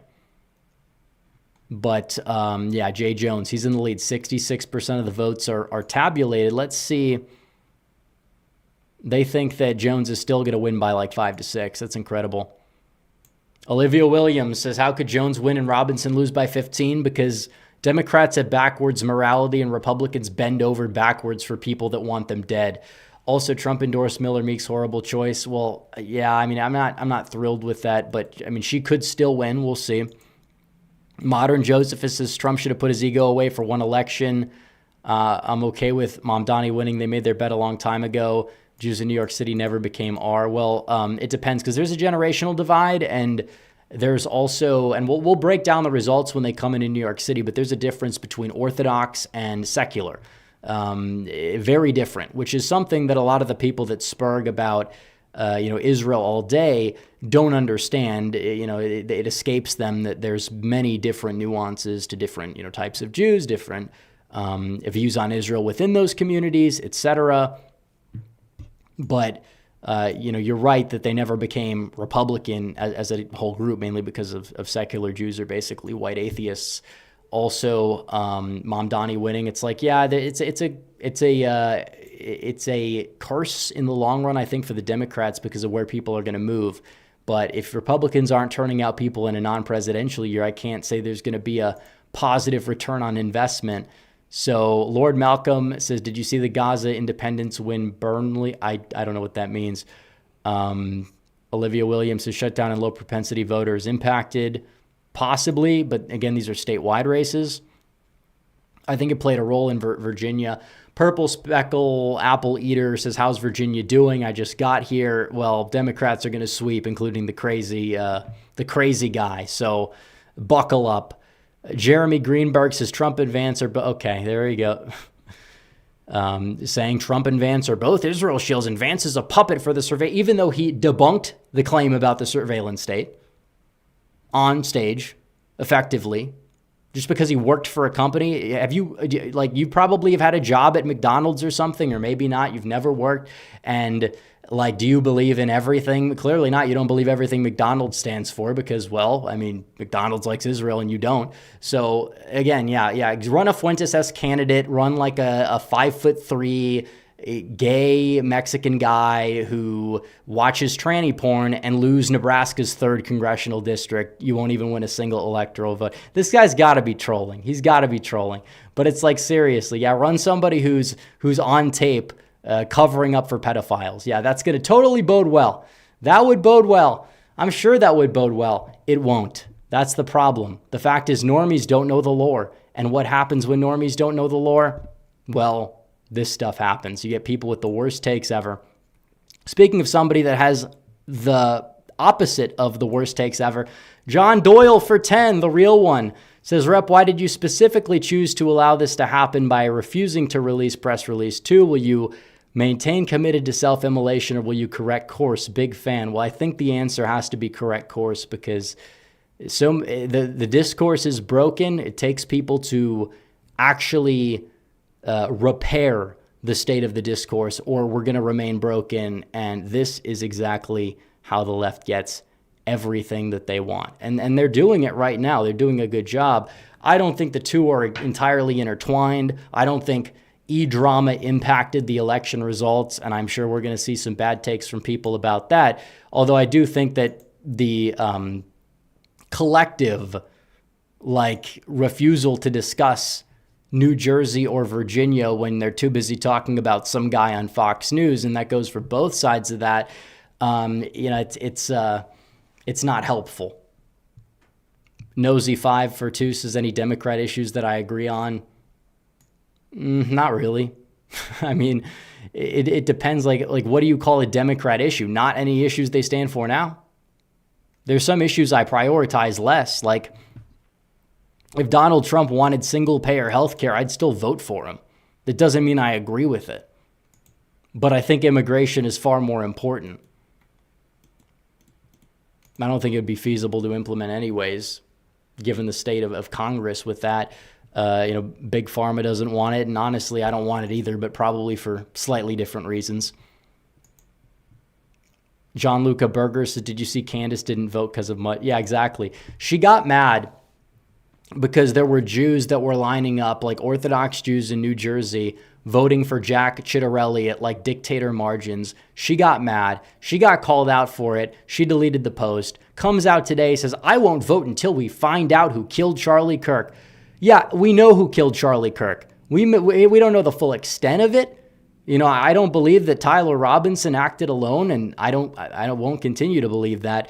But like the left did it. The left celebrated it, and you're letting them get away with it by being a schizophrenic moron. Like, she needs to be in a mental asylum. Jay Jones and her, put them together in the same bunk at the mental asylum, because that's where they both belong. Enough is enough. Like, takes like that, I'm not saying they impact the election, but they don't help. William Money for 5 says, way too much of the day messaging from the admin has been focused on foreign policy. Well, they're going to tout their victories. I don't blame them for doing that. I haven't seen much messaging at all. Maybe it's because my Twitter feed is just broken, and maybe everybody else is doing fine. I would hope that's the case. I don't think it is the case. Sneed and Feed says, this is 23 again. GOP will do well in them. I think the GOP is going to do fine in the midterms. I don't know if they're holding the House. Because again, weak Republicans dropping the ball on redistricting. So 32% of the vote is in New Jersey. We have 4,000 live viewers. Like the stream down below. Subscribe if you're new. Yeah, Spanberger has won. And let's see if they've called the lieutenant. Probably have called the lieutenant governor's race. Let's see. They have. It's closer, but they've called it. And then the attorney general's race is going in favor of Jay Jones by 3 points and counting, by the way. Zani says it felt like the 22 midterms all... No, because I didn't expect to win any of these races besides maybe Virginia's attorney general. I don't think it's like that at all. I just think it is a problem. And they think Cheryl's winning by 10.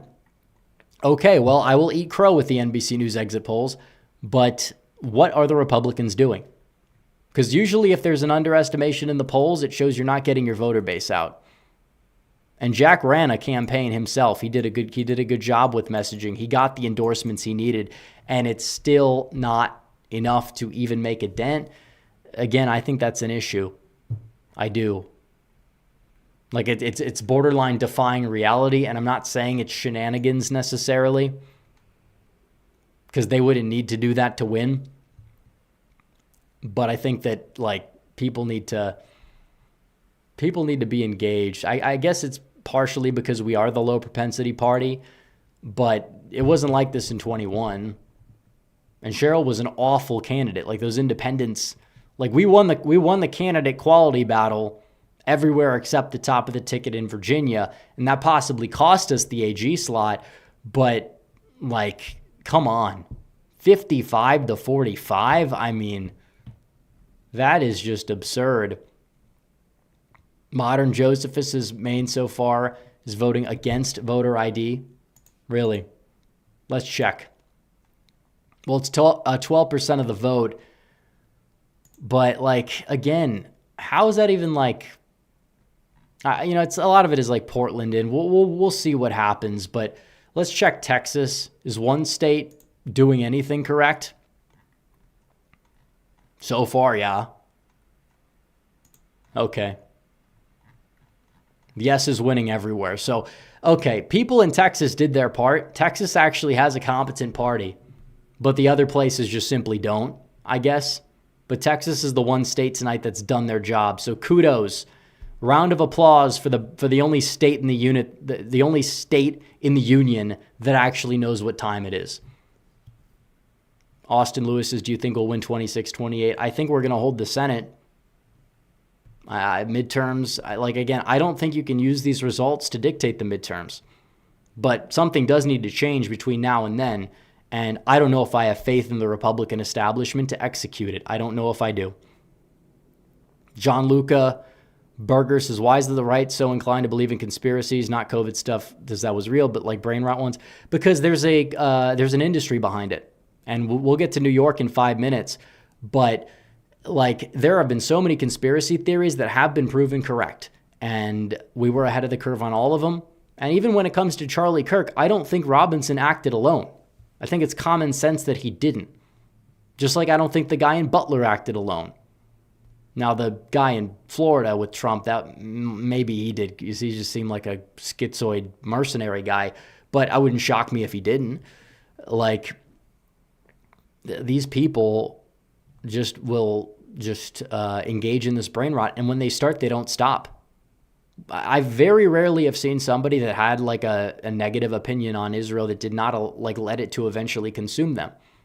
Like maybe like Pat Buchanan, Ron Paul, people like that, who I have a lot of respect for, by the way.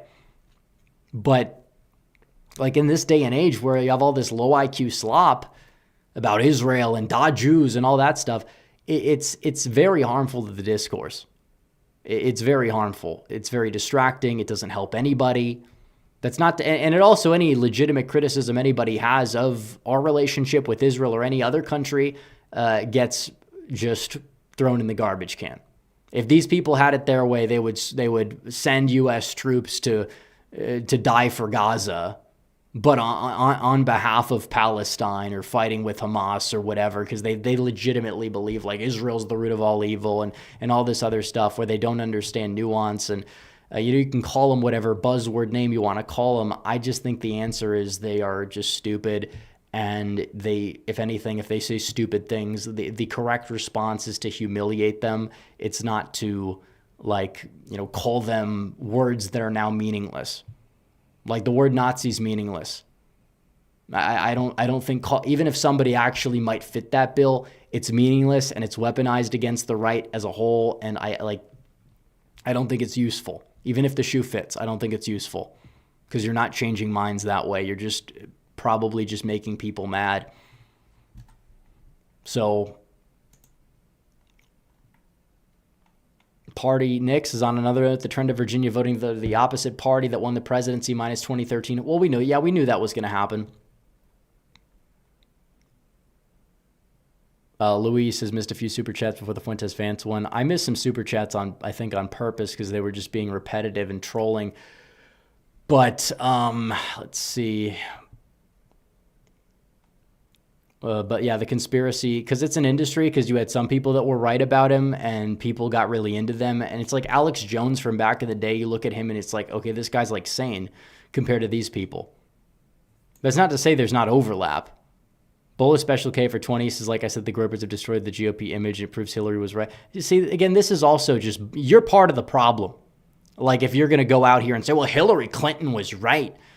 Yeah, you're really going to beat them by talking like that. Are you kidding me, dude?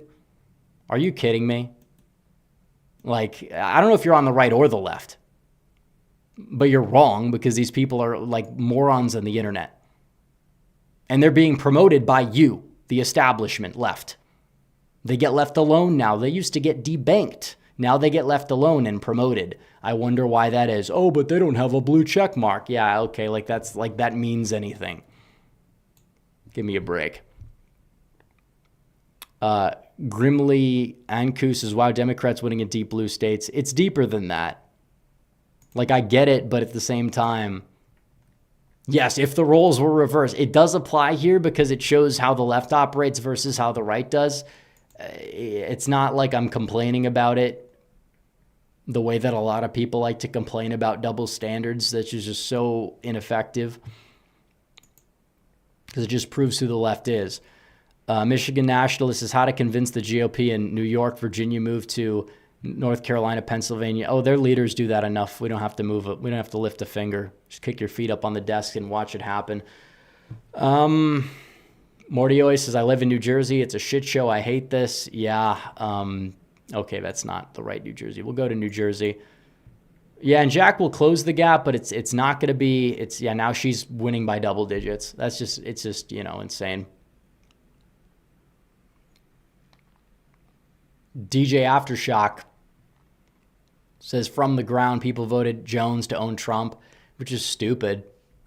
I mean, this is not about Trump. It's a state government. Like, I understand the average voter doesn't get that, but like you would imagine, like Republicans didn't vote for, like a lot of Republicans voted for Josh Stein in North Carolina against Mark Robinson on the same ballot as Trump. Midwestern Populist for 5 says the GOP is going to take all the wrong thing. Oh, yeah, 100%. As for the other super chat, I thought I read it. Oh, yeah, electability is only a thing but applies to Republicans. Jay Jones is proof of that. Also agree with your stance on Israel. Yeah, it's because it's just you have to view other, I mean, this is the thing that I think it might anger people on both sides when I say it, but it's like not this much time shouldn't be dictated to talking about, foreign country, the size of New Jersey, halfway across the globe, and that's all these people talk about on like the fringes or whatever, and their convictions lead them to becoming basically third worldists. And at the same time, I don't think any criticism or like skepticism, because I've heard J.D. Vance get called an anti-Semite, which is just like ridiculous. Like if you're one of those people, I think you are you just like feeding off the drama. You like feeding off these people and you want the GOP to go back to something that it can't be. And that would be completely just disastrous, unelectable in this day and age because these people just don't get it. So again, it does go both ways. There's criticism on both sides of each argument, but one side I think is like more because at least we know who the neocons are. These people are able to pretend and shapeshift and become like, trying to make this like a MAGA thing when they literally tried to, make sure Trump loses, and all they do is just whine about Trump 24 hours a day. It's easy. If it's not Israel, it's Trump. That's how they operate. And I agree. The GOP will take all the wrong things from this. Sedan DeVille says somewhere Joe Walsh is smiling in short shorts. Nosy5 says, what's your opinion on... Oh, I don't know what you mean by that. Austin, is this like a emoji or something that could be blocking context? Austin Lewis says, do you think we'll win the 28 election? I think it depends on a lot of things for sure. I think Vance is a good candidate, believe it or not. People want to trash him for one reason or another. I think he's probably the best bet. I like Marco Rubio. I just don't think I'd want to trot him out there to be the top of the ticket. And that's who it's going to be between if Rubio wants to run. I don't think he does. I think he'd rather be VP. CCM28 says Candace's audience has to be majority bots and foreigners from Pakistan and Qatar. Content's brain rot. Yeah, I think it's a mix of both. I think it is a lot of that, and I think that there is some seepage into the real discourse. And the left does this intentionally. Elon opens up Twitter, and it's one thing. It's like, okay, this guy restores free speech, and I think it's a good thing. It's better to have it than not. But then these other platforms start doing it too, and it's like, well, why are they allowing these people who say things that would have gotten you banned from everything 5 years ago or even 4 years ago, 3 years ago? Why are they allowed to not only exist but be promoted? The question askers should be asking that question, and they're not. And I think that that's a problem. I really do. Because there's a lot of questions that need to be asked about that. But Chris Creatives is trying to be a good Christian man like Mike Johnson, and Republican principles fighting evil. You will lose. You can be tough as well.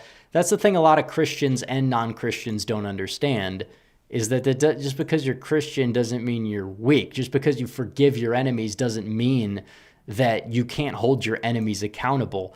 And the thing is, a lot of what Christianity in America has become, and this is just kind of how the discourse works. It's become toothless. You're literally fighting demons by just laying down. It doesn't work that way. Christ rebuked people in the Bible all the time. He did it with he did it in a very graceful fashion, but it doesn't mean the point wasn't made. He was strong. Christ was strong and tough, not weak. Like, that's the difference. That's what people don't understand about Christianity, is that it needs to have, you can't just have this, like, I'm going to roll over and just crumble before my enemies. All right, New York City, any results? No. Oh, we have results. Zoran. The Zoran is in the lead, as expected. Slee was actually doing pretty well in Staten Island. That's to be expected. He's actually ahead of Zoran there. That's not surprising, but Cuomo is in the lead, and you're seeing it unfold. You're seeing it unfold.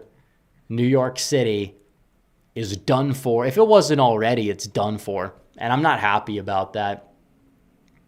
Democrats should have just coalesced behind Eric Adams, but nope, he was too normal. He's too friendly with Trump for them, so it became Cuomo, who's a disgraced former governor and a lunatic who pretends he's not a lunatic and has teamed up with the worst people imaginable.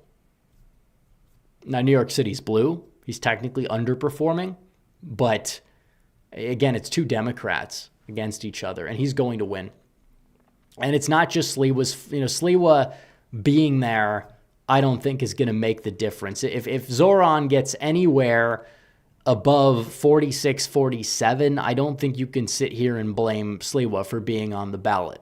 I don't think you can, because a lot of his voters would have just not shown up in this election, or voted for Adams, or voted third party. Some of them might have even voted for Zoran. Like, I get it. I'm not, it's like, I wish there was a better candidate to oppose him. I don't know who that would be. But New York City is they're cooked. I mean, we knew it. That's the prediction of the night that's probably going to hold up. I said Zoran by like 14, 15, and that seems to be the way it's going to go. But Queens, he's winning every borough except Staten Island, which is to be expected. And he will win. I mean, Queens might stay under 50 there, maybe not. And that's with really poor turnout from young people too, compared to what people expected, and he still wins. So the Democrats' new stars tonight are all awful people, but the problem is they're winning, and they would win again.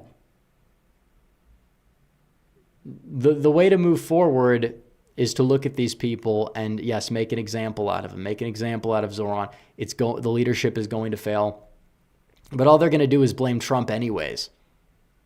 So, again, this administration needs to move forward and make sure that they can do whatever they need to do to, get people to buy in as much as they can. Which I know they're working hard. It's why we got the hat on. I'm not taking that away from them, and I'm sure there's some people in the administration that are watching right now. But there needs to be something. Some autopsy report on this stuff. Maybe it is just a turnout issue. Maybe it's the shutdown, which I think that Trump has actually handled pretty well, to be honest. The Democrats are paying in the midterm polling, but again, polling we've learned is trash. So kind of sucks when you run a polling firm, but what can I say? Although our polling did pretty well in New Jersey. Too well. I'm not happy about that. But this is just ridiculous. I mean, it's to be expected. Wait, Sears actually outperformed in a county. I wonder if that's an error. But that actually surprises me. Another rural county where she overperformed. That's interesting. But I don't think she was a good candidate. I don't think she ran a good campaign. I think she cost us the AG race in part. But I mean, to be fair, who would have been able to save a 6-point gap anyways? I don't know. Democrats are just too bloodthirsty. So, let's see.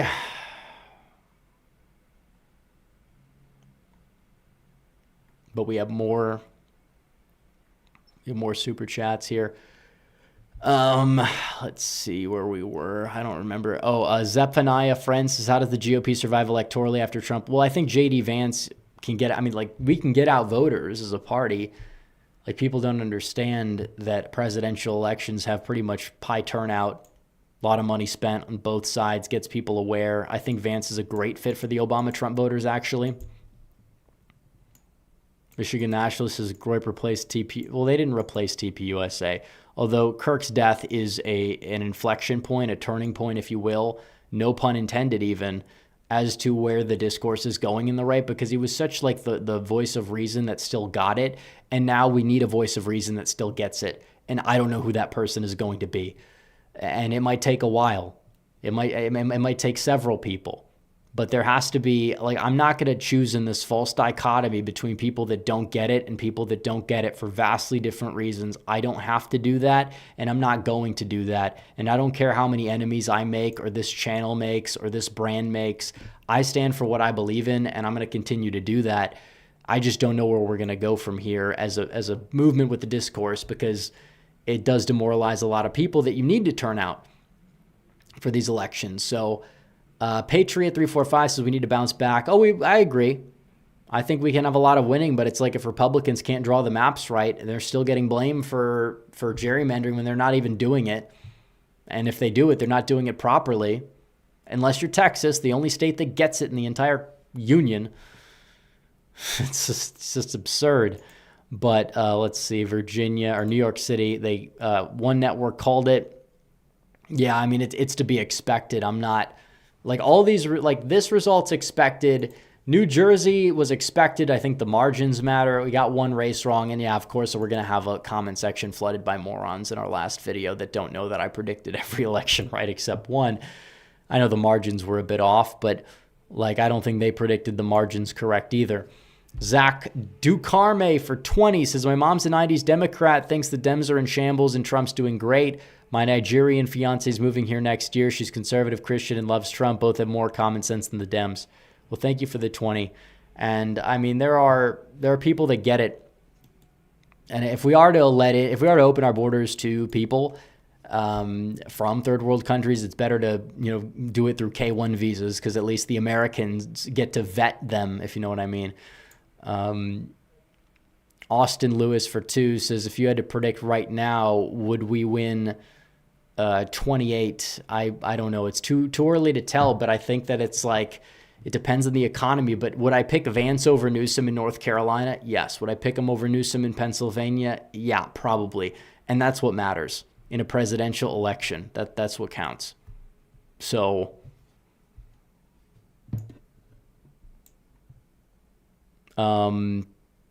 Gianluca Berger for 5 says, I always wondered if right-wing accounts could tell people not to vote cause rigging or the plans by the left. Well, I agree to an extent. Like, there are people that actively are the election fraud squad, and it's all they talk about, and their theories are not legitimate. And what it does, because I'm not saying it doesn't happen, it does happen, but the way they say it happens isn't real, and it comes off as crazy to the point where the average person is told that if you believe in those theories, you're one of those people. We know it happens. California especially, because of all the mass mail-in ballots. It does happen to an extent everywhere, I believe. But the problem is that A, it's a distraction, and B, it can be demoralizing. Trump did the right thing in 24 because all he said is too big to rig, because you have to, placate people that care about the issue, and you also have to tell them that it's still important to go and vote. But you have a lot of harmful people that do it. You're right. A lot of harmful people that want to cause harm, that try to black pill people. Chris Creative for 5 says, the Bible says in the last days the whole world will be obsessed with Israel and she'll be left to stand alone eventually, and here we are. General Rise 8708 for 10 says, tonight's not looking good for the Republicans. However, every candidate for New York were terrible choices. Agreed. Chris Creative says, how does Trump get people back to work? There's been hundreds of layoffs and good paying jobs. I don't want to break the emergency glass on UBI. I definitely don't want to do that, because that is, this is becoming in a way what we were warned by. It's like, yes, trade is an issue. I'm not taking away from trade. We've lost jobs due to trade. I'm glad Trump wants to rectify it. And I do think the AI thing's a bubble, which is why I'm not going to do this Andrew Yang thing when we talk about UBI. I don't think UBI would work. I think it would cause more inflation. But automation will eventually create more jobs, in my opinion, than it's losing with AI. I just think that right now, it's like people are useless. Like, the GDP, the numbers are great, they say, and the numbers are good. And that's true. But the problem is that people are being let go because of AI, demand, things like that. It's not so much the tariffs. I do think that Trump needs to, if I was Trump, I would probably rework the tariffs. It doesn't mean I would abandon them. I think it's a directionally correct policy. But let's see here. Ocean County, Jack, big in Ocean County, Essex County, again, even Passaic County. He's really got to close that gap. He wants to make this closer, but we'll see. But New York City, Zoran is off to the races. He's going to be the next mayor, and we knew that was going to happen, but at the same time, it's not really that great to think about the way that the greatest city in the world for so long, you could argue, is going downhill. Even during the days of Giuliani, even Bloomberg, you didn't have this. This guy's going to be worse than, he's far worse than de Blasio even. Like think about that. And de Blasio was the butt of all jokes, even among some Democrats.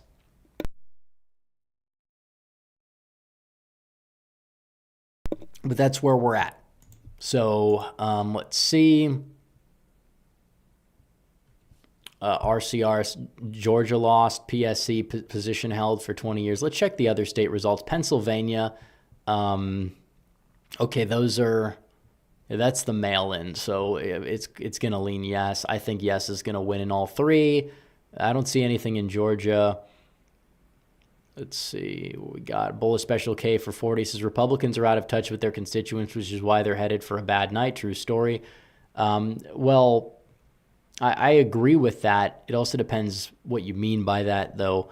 But I actually agree with that. Missouri 7 says, I try to look at the bright side of every election. Jay Jones winning, Zoran cracking 50, Sleewood not cracking double digits, which, again, I'm not going to be upset over that. I think Cuomo, if you wanted to beat Zoran, is probably the guy that you would want to take those votes.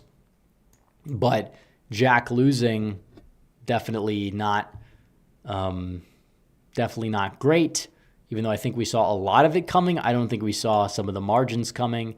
Tire Deg for, I don't even know what currency that is, but I assume it's for 5. This is on a positive note. Maybe this loss is something the GOP needed to retool and unite the coalition. I don't know. I don't know. General Rise says, do you think New Mexico will go red in 28? Yeah, it's just probably not. But, well, actually it might. It depends on the nominee. We don't know the environment. It could. AZ majority for 5 says independents voting for Jay Jones means something, not something good. Sickness in this nation. That's from Ari Bradshaw. Thank you, Ari, for the 5. Appreciate it. Midwestern populist for 5 says the left killing Charlie Kirk also killed the GOP. Not sure how we go forward from here. Yeah, and that it's very symbolic. It's very symbolic. Think about what they do. They shoot somebody that's many people's heroes. They mock his death. You have people that are, that have all these horrific views on political violence, on many issues, whether it is somebody like a Zoran parading around with a guy who thinks 9/11 was a good thing, in Hassan Piker, who's ironically Cenk's nephew, and then you have Jay Jones and all the horrible things he said. And you can't, the thing is that they just get away with it, and they're only going to be more emboldened, which maybe you could say there's going to be a point where it backfires. I just don't know if I could buy the argument that, Trump won because the left went too crazy. I do think that the culture became less woke overall, which I think was a good thing. And that helped Trump in a way where people were just more willing to, understand that immigration is actually a problem and things like that. Whereas in the past, they may not have been, as on board with an issue like mass deportations now because of what Biden was doing, all the illegal aliens coming in and all the resettled refugees they're dumping in small towns. That actually made people, I guess Biden and not really Biden because he didn't have a brain, but his administration overplayed their hand. That did help Trump. But at the same time, I think that the left is just going to become more emboldened. And in elections like this, where not a lot of people vote, they're going to continue to get more emboldened. I mean, look who's their mayor in New York City. Look who's their attorney general in Virginia. Even Mikey Sherrill, a corrupt scumbag, she's going to be the governor. This is what we're dealing with here. Chauncey Hart for 5 says, finally, someone who actually knows Nick's past. His current audience clearly doesn't. Please keep calling him out. His third world followers are terrible. Yeah, well, and that's the thing. And like I said, I think a lot of people, if they spent time attacking effectively, then maybe they'd make headway, but they're not. And, you have well-intentioned young people that probably are just going to look at the people attacking him, find them unpalatable, and then not really, because if you're attacking with the same language, like we said, the left uses that has become meaningless, and you're leading with that, then you're going to embolden them. You're playing right into their hands, and there's so much lore. There's this guy, we don't have to get into all of it. We've covered it extensively when asked, but he's not the answer. Some people actually willing to super chat. I assume some of it is trolling. But no, it's there's nobody that's effectively attacking the guy. And I understand that it's not the most important thing right now.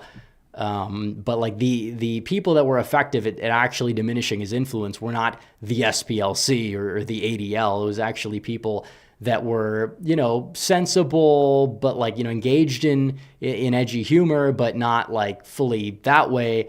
And effectively called him out for being how much of a lolcow he was, humiliated him, almost made him go insane, booted him into irrelevancy until October 7th, where he could find a new, angle. And now the establishment's propping him up. New York Times, front page, multiple times, not even in a negative light. He's loving this. There's Richard Spencer all over again, but they didn't even do this with Richard Spencer. Mainly it's because I think that the entire discourse has changed.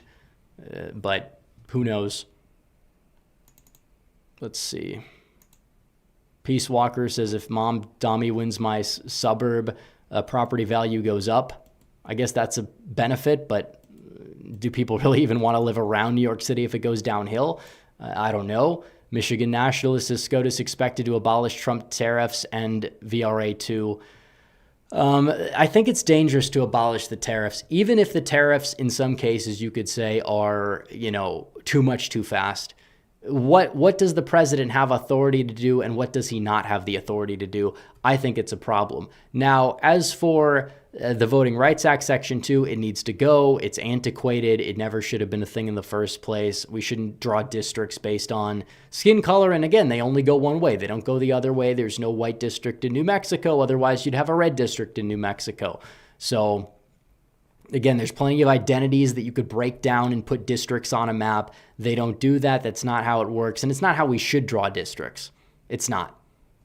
So again, population, yeah, you do want to keep communities together. I mean, that's true. But again, if there's a bunch of, like if you're in Chicago, you don't have to draw a specific amount of Hispanic districts or whatever. Garrett Vranikar for 20 says GOP hate their own constituents. Okay, do we seriously have to do this like thing where you're defending, like, I see this guy super chatting me a lot. I'm just saying know the Lord. Because I think you can detest both people like, you're blaming J.D. Vance for denouncing some guy who, insults his wife and kids. And like Vance would be a cuck if he didn't do that, objectively speaking. Like even if this guy was somebody that had the right vision, which I don't believe he does, like, your own constituents are not some like little weird test tube baby from the south side of Chicago who whines, sparks about Jews in Israel all day. That is not the GOP constituency at all. The online right, these are very loud people. Like I said, I don't think people on the online right, by and large, are in either camp. The problem is the voices get drowned out. There's an effective, the left lets this happen. So you have the loudest voices being like, Mark Levin and on one side and Nick Fuentes on the other side, and like the well-meaning MAGA patriots, the sensible nationalists, they don't get a seat at the table. And if that happens, the left wins because the Bush era neocons can't win. The like fringes can't win. So the left is loving it, and both sides are loving it because both sides are not really relevant and they're relishing it in it. And I think it is a problem, in my opinion. And if the neocons wanted to be useful, which they rarely ever can be useful, they would learn the culture, learn who their target audience is, and effectively attack people that are bad faith actors that undermine this administration, that destroy the discourse at every turn. That's my take on it. And it's like, if you don't know the lore, you should know the lore. That's my take on it. As for running somebody like a Dr. Oz, who else are you going to run? I don't even think McCormick was going to win that race, even if he would have been a better candidate. As for moving left and abortion to win, they're technically not moving left. That's the thing. You just can't say things that you used to be able to say. If somebody's saying in a fleeting comment, yeah, end abortion, whatever, I still think that we should lower the rate of abortion as much as possible. But you can't run on an abortion ban anywhere that's like bluer than Texas and win. You can't do it. Even in Texas, the only reason why people put up with it is because it keeps the liberals out. Like, I'm not even kidding. They don't mind driving from Dallas to Kansas. And I think abortion's bad. I think it's evil. I think, it's practically a satanic ritual. It's practically child sacrifice. That's my personal take. But the Republican Party is not going to be able to win elections to stop the abortion up until birth Democrats by running on an issue that they can't win on. So, let's be real here. I understand the concerns, but what we really tried to do was end Roe v. Wade. That was the mission. When we did that, where do you go from here? That's a big question, and so many Republicans don't know the answer. I think what we need to do, chip away where you can, where it makes sense, and then lower the abortion rate altogether. And the pro-life community has completely just been devoid of donations. That's why they wanted Trump to run on an unelectable position. It's not the pro-lifers, it's the pro-life Inc. Certain people that were really upset, clutching pearls during the election cycle, saying, I won't vote for Trump because Trump is undecided on this Florida amendment. And it's like, Trump is trying to read the room.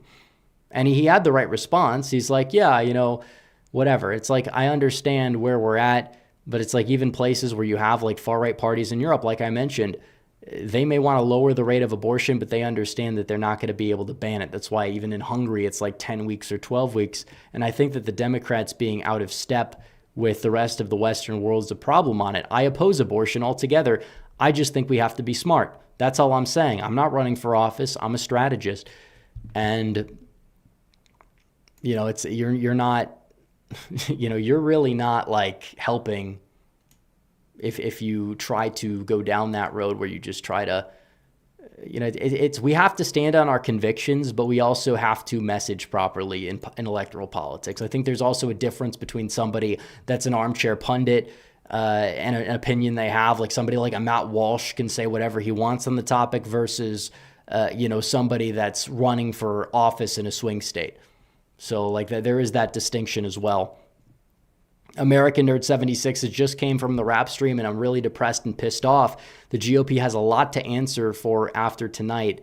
Well, I agree. These people have dropped the ball. They really dropped the ball with funding. And it's like, if the results are not matching the polls are probably a good representation of where people are at, but they're not showing up. I think that's an issue in and of itself. DOS Agency says, are you worried about Pennsylvania? Not in the long run. Like I said, the voter registration change and shift, if it continues like later this year, it could be a little bit of an issue. But it's to be expected because Democrats are the ones running on abortion and effectively so. And maybe over time it's going to have a diminishing return. But these Supreme Court races are effectively abortion referendums. That's why I laughed and scoffed at anybody who thought it would impact 2024. Because it didn't, and so many stupid people were proven wildly wrong, which was pretty funny. So, Fortune favors the wise for 5 says, does New York City become a cautionary tale about socialism and drive the middle to the right by 28? I don't know. I think it's deeper than, I think it's partially economic policy, but the right also loses if our messaging is socialism sucks. And that's not a stab at the late Charlie Kirk, because he eventually realized what time it was a long time ago and phased out that messaging. And whenever we replaced Ronna McDaniel at the head of the RNC, we eventually phased out that messaging too, and it was effective. Now, I'll say this.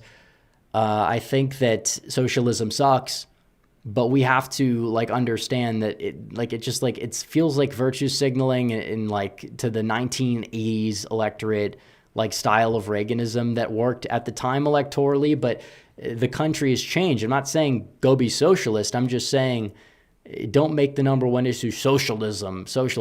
There's policies to attack that Zoran has. Just call them Marxists, because there's multiple forms of Marxism. There's economic Marxism, social Marxism. It's effective.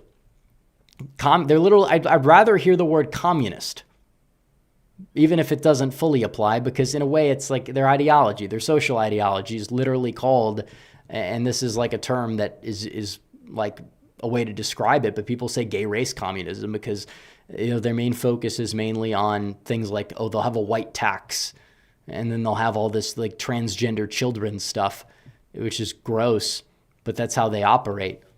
And the Republicans are right to bring up that issue. Like Winsome Sears did bring it up, but you can't only run on that issue too.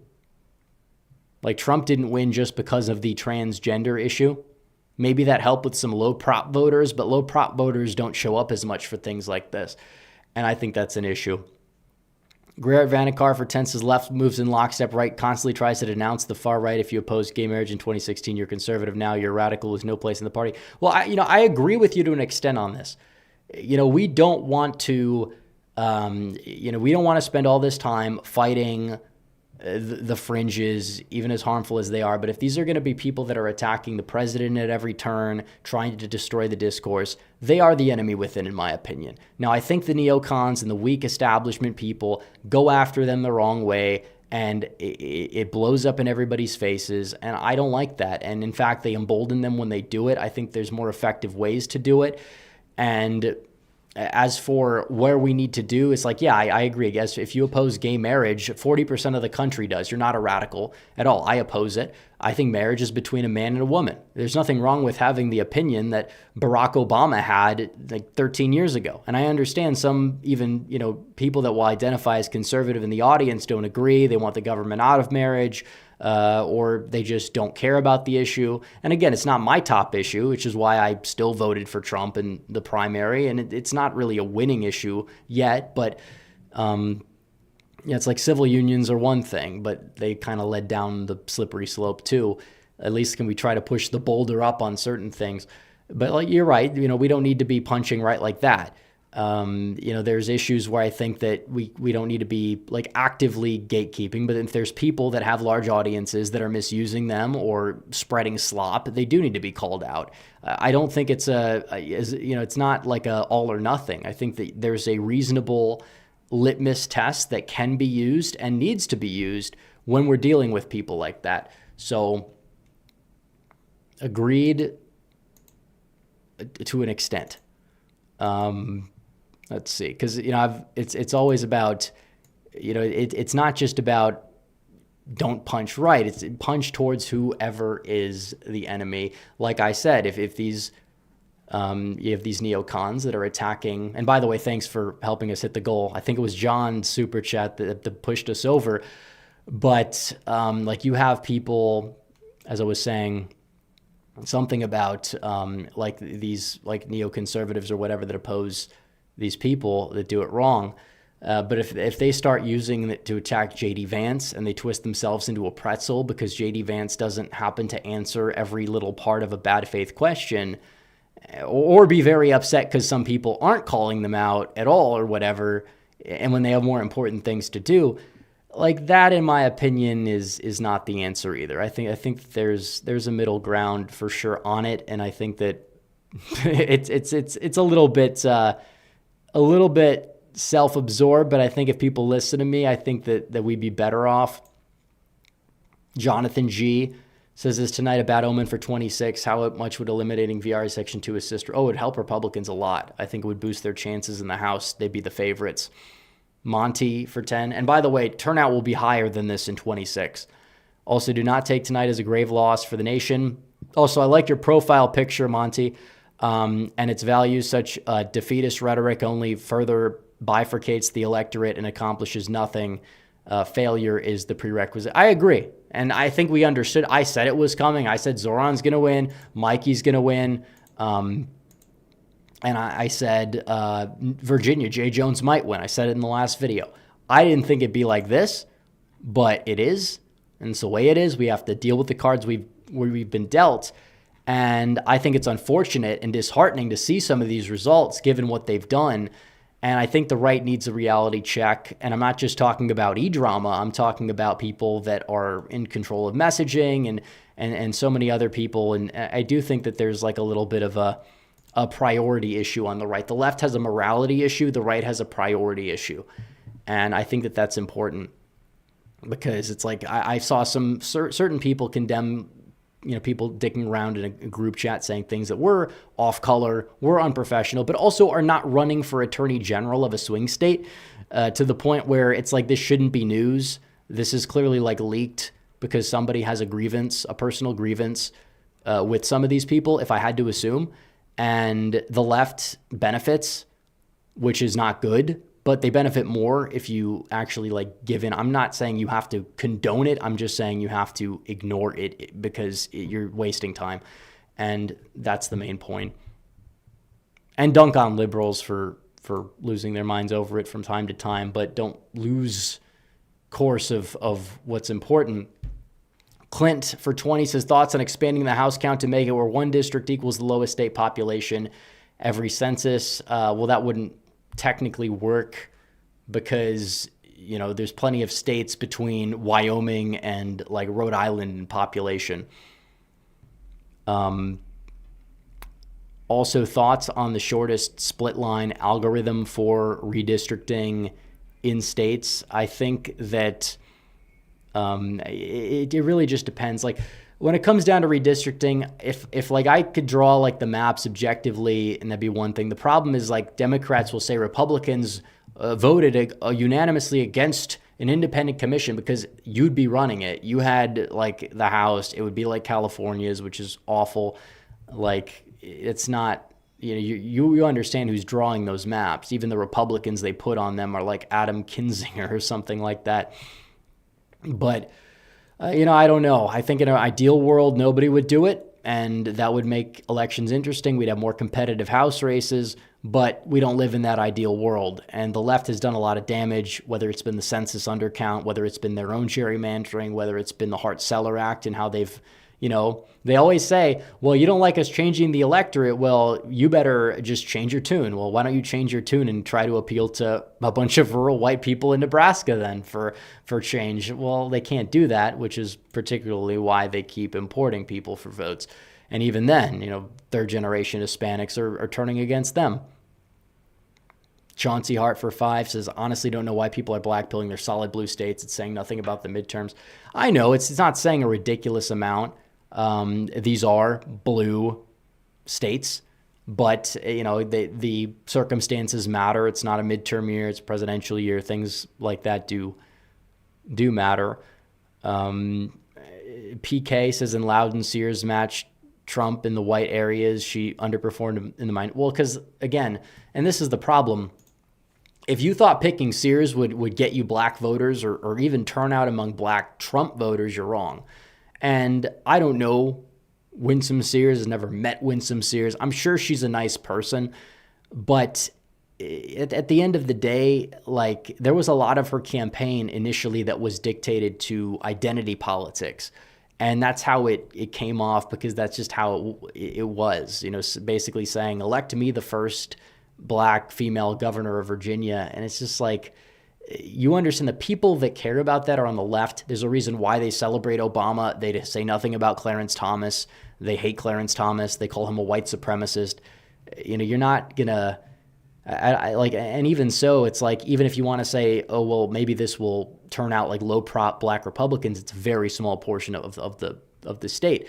Now, the flip side, people will say, well, you're picking a candidate that was horrible to appeal to like rural Virginia.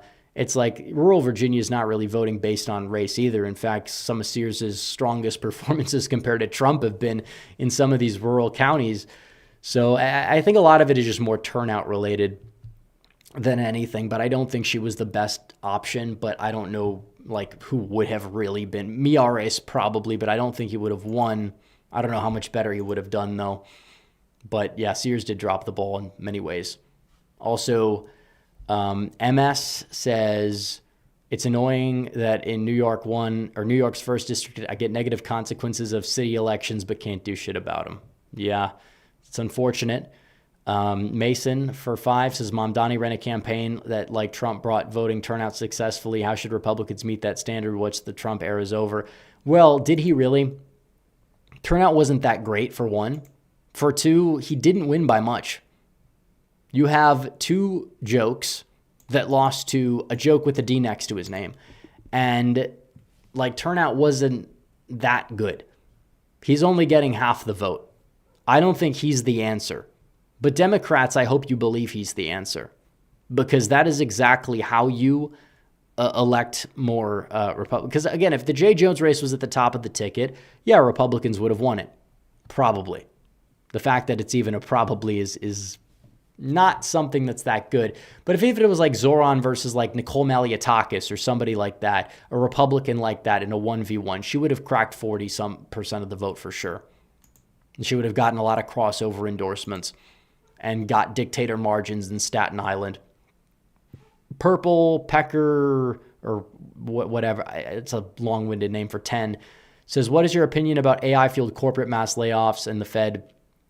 Well, the Fed lowered rates, but the AI field, I don't think that's a Republican or Democrat issue. I think that we need to address it somehow, but I do think it is a bubble. I think in the long run, AI could very well create more jobs than it's taking, but for all we know, maybe it won't. But it's like, that's how these things work. You have the dot-com bubble. Everyone's like getting jobs, and then they're losing them, or it stops and the economy slows. You had that. I think this is similar. We'll see what happens, but it's just it's an unfortunate state of the economy. It doesn't make Trump look good, whether it's his fault or not.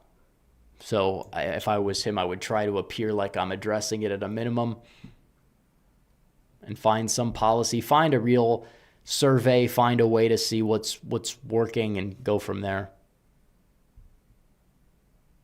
somebody said the scare will boost Republican turnout in 26. I don't know if that's entirely how it works. I mean, the midterm scare didn't boost turnout in 23. But yeah, I mean, it's just like, I don't know. How much more do we even stream for? Let's at least go for 20 more minutes. I mean, we still have 3,300 people like the stream. Let's get to 3,000 likes. 3,000 likes. We're almost there. But if Jay Jones outruns Kamala Harris, like what is the Democrat defense for that? Like you're it's not like you're facing two people that you could say, well, the other guy had scandals. Like Jason Miyares is a rock solid AG. And Jay Jones, it's not even the texting scandal. It's the thing he said about police. It's the corruption with his DUI, community service. Like, it's a multifaceted problem. And like Republicans, like we ranted a little bit earlier, got a little heated, not too heated, but it's definitely not like a very good outcome. You can't spin this as like, oh, well, you can't even spin this as, oh, well, he underperformed Kamala. It's like, that's your bar against an incumbent attorney general? Like, even if it's like a ticket split, we've seen wider ticket splits in like North Carolina with Trump on the ballot. So I don't think it's that deep. I know a lot of people don't do their research, but like, it's embarrassing. This had to be wall-to-wall coverage. I mean, relatively speaking, this got covered more in this state than, or should have been covered more than anything Mark Robinson did. And he was trolling. Mark Robinson basically did trolling on an online forum. Like, I know a lot of it, his underperformance was because of like abortion stances that were not popular and then flip-flopping on them and digging the hole. And he said other controversial things, but it's like the guy is more of a troll than like somebody, because he actually was an elected official, didn't lead like the trolling necessarily would have pointed towards. But Jones can't say it's trolling if you're talking about murdering children. As many things that were very gross that were said on the Robinson forums and on Nude Africa, he never talked about violence toward children. So again, anybody trying to equate the two has to kind of stretch it. The lieutenant governor had similar scandals to Mark Robinson here. He is not underperforming by a ridiculous amount, but his scandals weren't as egregious. And it seems like the Democrat was very weak, but the Republican here was strong. I think that's kind of the difference. So I know Sears bears some blame, but like these are people that live around you in Virginia, and they want your kid's head on a stick. They want your head on a stick. And like I said, if these are your friends voting for this guy, they're not your friends. They're not. If they're in the know and they fully know about it and they still vote for him, they're not your friends. Do not be friends with people like that. I don't care. You want to appease these people? Really? I say no. It's okay to have friends that disagree about stuff, but like there's a litmus test here. There is. It's not about tariffs or the economy. This is not even an economical position. This is attorney general. And if you have somebody that willingly, knowingly is, according to polling, emboldened to vote because of the scandal, then they're not, like I said, they're not your friend. You don't be friends with people like that. It's ridiculous. Like, this is the problem with conservatives, and maybe it's because of institutional power or whatever, but we're taking that. A lot of smart young people they get it, and they're occupying institutions, and that's why I tell people they should go to college, actually, if they're getting a degree that's useful, because we can't take back the institutions without doing our own long march through the institutions the way the left has done for quite some time. But they're losing their power. Like, we need conservatives in education. We need conservatives in certain fields that like marketing departments, things like that. That is how we take back the culture. And that's how we win. And I think we're doing a good job taking back the culture by just applying pressure And that's why I get upset where you have people that are like really toothless in the right wing that say you can't do that. You can't apply pressure, whatever. So James says, do you have faith Prop 50 will fail? No, I don't. I don't even think we're going to stream to cover it unless you guys really want. But again, it takes years to count the ballots there. So I don't know. Nosy5 for 2 says, do you think people who vote Dem are terrible? I don't think every Democrat. We had a Democrat super chat earlier today. There are some Democrats that I know, or not know, but I see on like Election X that are rooting for Miares tonight and probably don't live in Virginia just because they know how bad Jones is. So I don't think that's the case. I don't think everybody who voted like for Roy Moore was, like a pedophile or whatever. Like, these were allegations at a time when allegations were not taken seriously because the left had a lot of false allegations they threw at people like Trump. So again, it doesn't mean that if somebody would have voted, and again, it's like a Senate seat is a lot different than an attorney general, because a Senate seat, it's like, okay, well, they'll just primary him out. It's a federal vote. This is somebody that has a lot of control over like a state's justice department, and he wants people to be dead.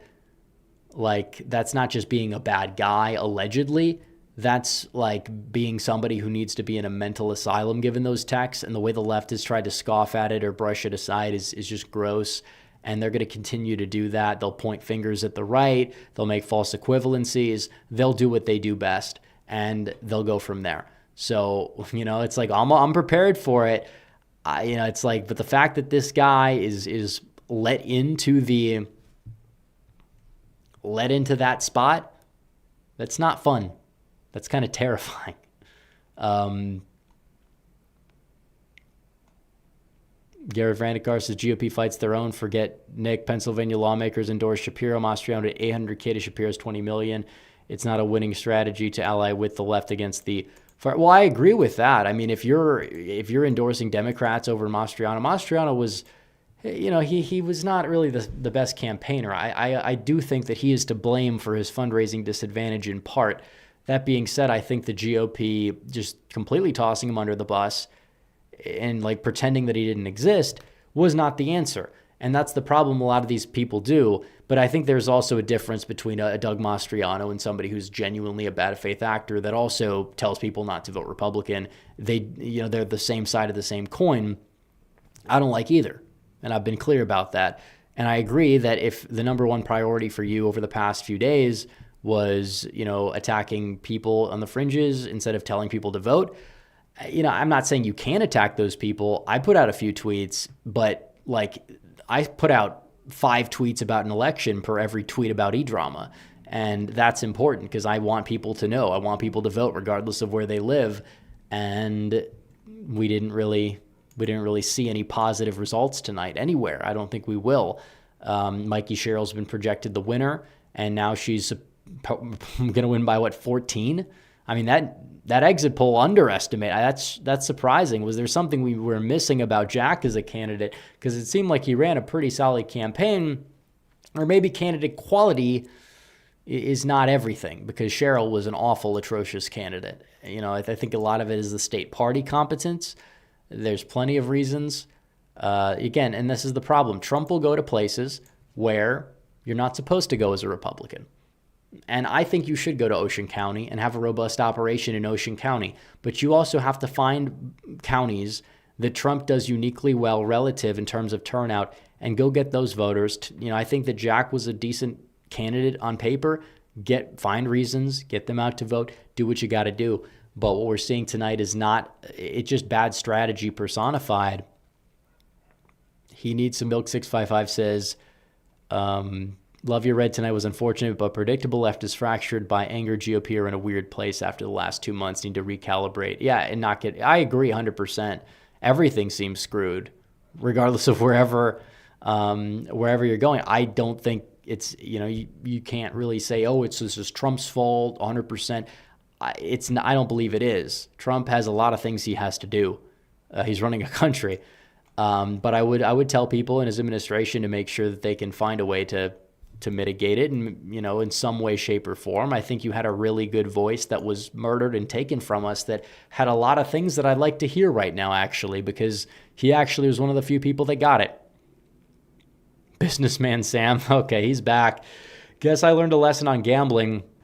How many times do Republicans have to learn the same lesson? Well, I don't think we're going to lose Kentucky's governorship in 2027 or any of the governorships there. I think we're gonna have a year next year that's going to be a mixed bag, but we need to actually get people out and voting. I think the early voting data isn't everything.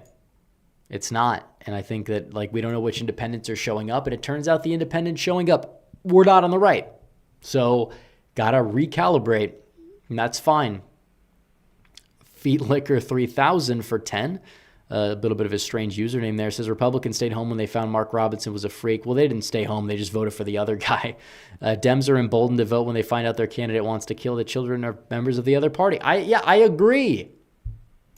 I agree. This is the problem. I'm not telling you have to love Mark Robinson. I'm just telling you, if you want a virtue signal against the guy, I understand he was going to lose, but and who leaked the stuff? That's another thing. Who leaked it on Mark Robinson? Was it the Democrats? No, it was the Republicans. And you could have done it in the primary, and maybe we could have actually gotten headway, but you didn't. And it was hiding in plain sight. I'm shocked nobody found it out before, because he still uses that username to date.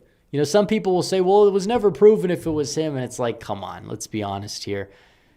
I don't personally care that much, but a lot of people, I guess, do. And I think that that's the issue. I don't think you should feel bad about voting for somebody who has a scandal if this is what the left does, when on policy they would be fine. Because Robinson was in office and he was fine. CRMO says, bunch of Dems in the comments cosplaying as Republicans to discourage us. We might as well stay home in 26. Y'all are idiots if you think. Yeah, and mods should time them out. I'm not saying mute them fully because emotion can take over. But I agree with you that that's not the answer. I'm not reading regular chat that often, so I'm not seeing it all. I know it moves by pretty quickly. Olivia Williams says, how can Dems be without 20? Well, so many of those people don't vote, and it's not like the Republicans are winning the double haters. Also, did Trump endorsing Miaris hurt him? No, I don't think Trump was really a main factor with endorsements. I think that Democrats trying to nationalize them may have helped because of the shutdown, because of other things. Maybe you could make that claim. But a lot of it was also turnout, people not showing up. Trump got 2 million votes in New Jersey. Jack is probably not going to get past 1.3 million. I know you're not going to get, voter turnout to be that high, but what did he get last time around? Let me see.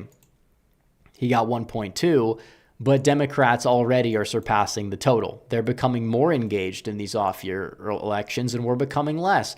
And I think that that's the main issue. We can't just stay put like sitting ducks, but it doesn't mean that anything has really changed. Let's see. Sammy Romero says, okay, we're not going to read that. Thank you for the super chats. AOC is awful. We'll say that. Fortune favors the wise for 20 says, I've been following since 2020. Thanks for your honest takes and analysis. We need a coalition that can focus on the threat of the radical left while educating and diminishing low information fringe groups. And that's the thing. And it's some of these opinions that I have get called fringe. I don't think they're fringe. I think I have the centrist position on national identity when I say we shouldn't make America something unrecognizable, or, you can only have true individualism if you understand how certain groups on aggregate act in certain ways culturally or one way or another, because that's true. I mean, if you import the country of Somalia, you're not going to have the same country as a result. There's a reason why Springfield, Ohio voted for Donald Trump by the margins that it did. It never voted Republican going back a long time because people were fed up because you import a bunch of people, don't know the language, have strange cultural rituals and things like that. And also don't know how to drive, but they're given free driver's licenses. And it's not just about it's not every single person that is imported may be bad. That's not the point though. The point is that when you do this, you can't, with our current immigration system, it's far too, in terms of who we're letting in, it's not benefiting us. And I think we need to let a lot less people in, legally or illegally. If you change your country legally, you're just putting extra paperwork in, and you get Mayor Zoran Mamdani, who has, just when it comes to 9/11, everyone's upset that people are attacking him over that. But like the reality is you associate with somebody who, and the optics are bad too, as well, because there is that. He'll always say, well, it's because I'm Muslim. And it's like, no, well, if you're Muslim and you understand that that's like a preconceived notion people have, maybe don't parade around with somebody that says 9/11 is good. Maybe don't do that. Like, seriously. Like, you're not helping. You're actually putting other Muslims at risk by doing that, because you're playing into that like negative stereotype. And it's not helping anyone. So he's lying about some of it. He's lying about his aunt getting dirty looks because his aunt wasn't in the United States. And he's like, oh, it was my father's cousin's sister's son's aunt's brother. Like, enough is enough. Like, I understand auntie doesn't refer always to your aunt, but it's not that deep. It's never that deep. So, and it's like, I care more about the lives that were lost than the dirty look that you get on a subway. Everyone's gotten a dirty look on a subway for one reason or another. Let's be real. So I'm interested to see how the demographics broke down in that race with like the exit polling. I don't know if we could pull up if CNN, let's see.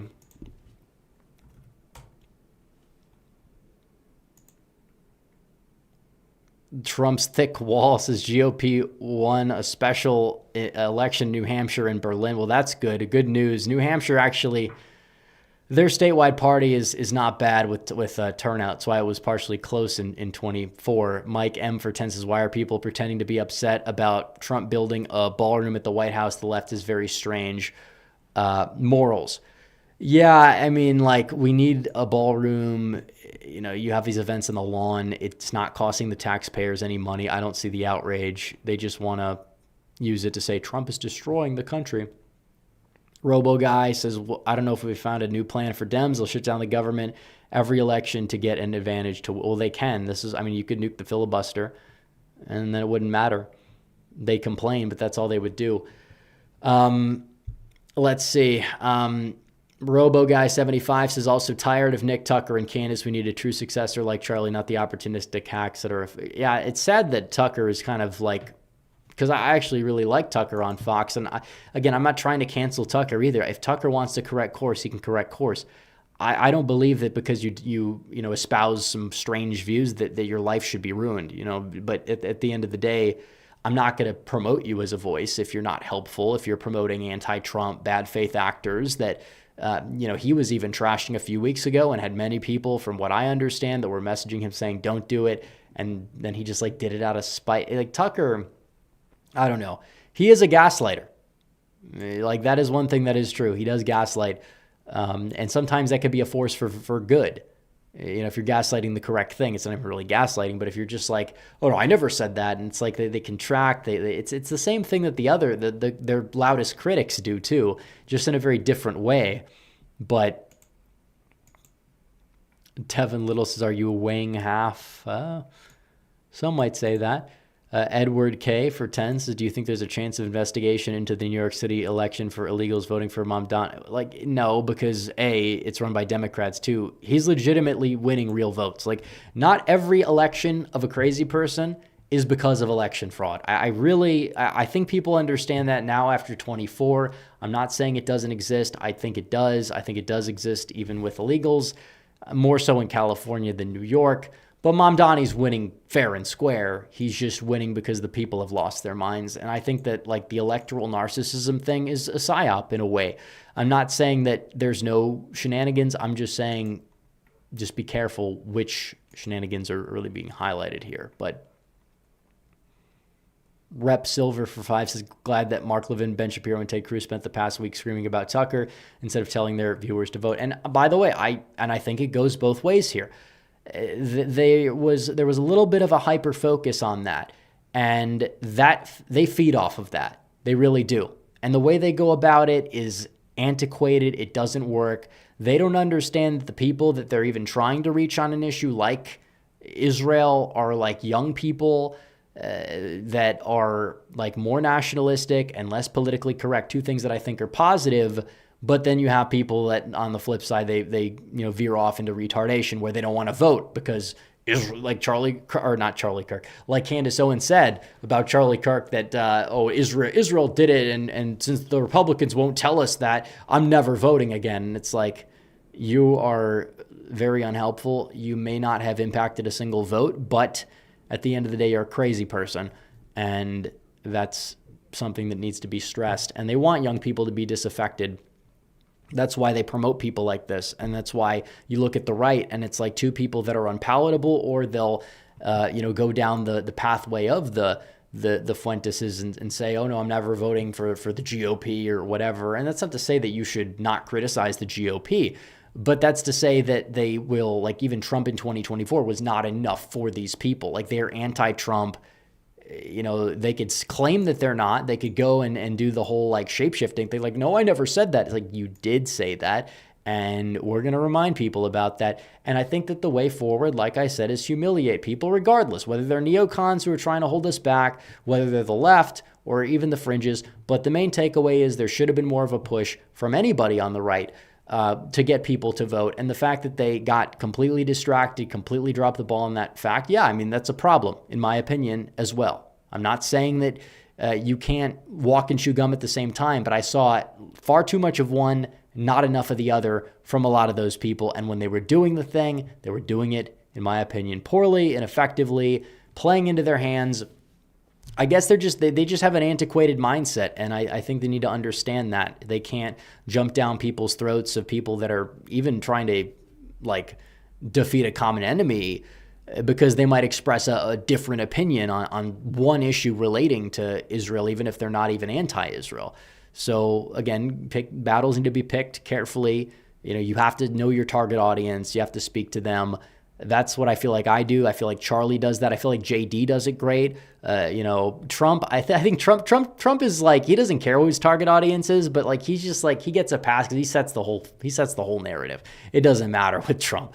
But when you're like doing these Q&As and things like that, like talking to people, getting asked direct questions from actual people, whether they're bad faith or not, just like you're going to have to answer them in a way that could effectively change people's minds, not shout them down, call them names, because the left does that. And we hate the left for good reason in part.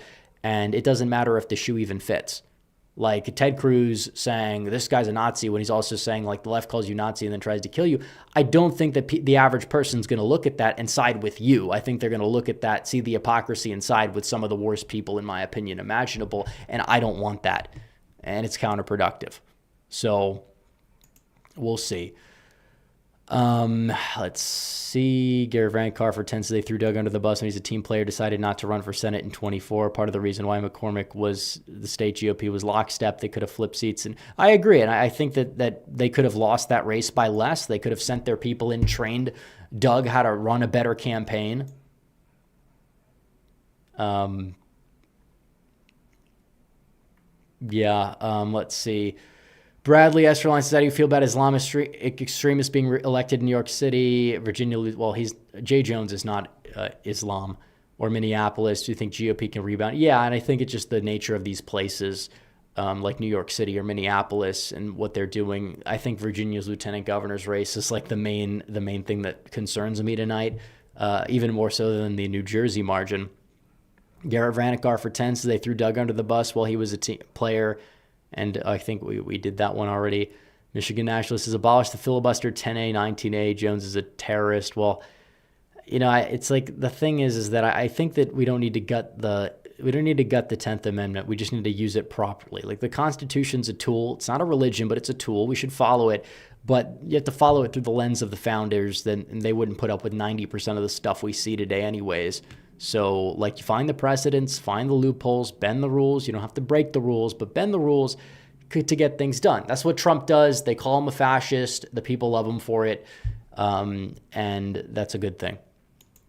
Zani says people shouldn't blame this on Trump. They did in 22, got clowned. Yeah, I mean, it's a turnout thing. If you want to blame Trump for changing the propensity dynamic, you're wrong, because the propensity dynamic was at play. You can't even blame him for picking the candidates because he didn't pick the candidates.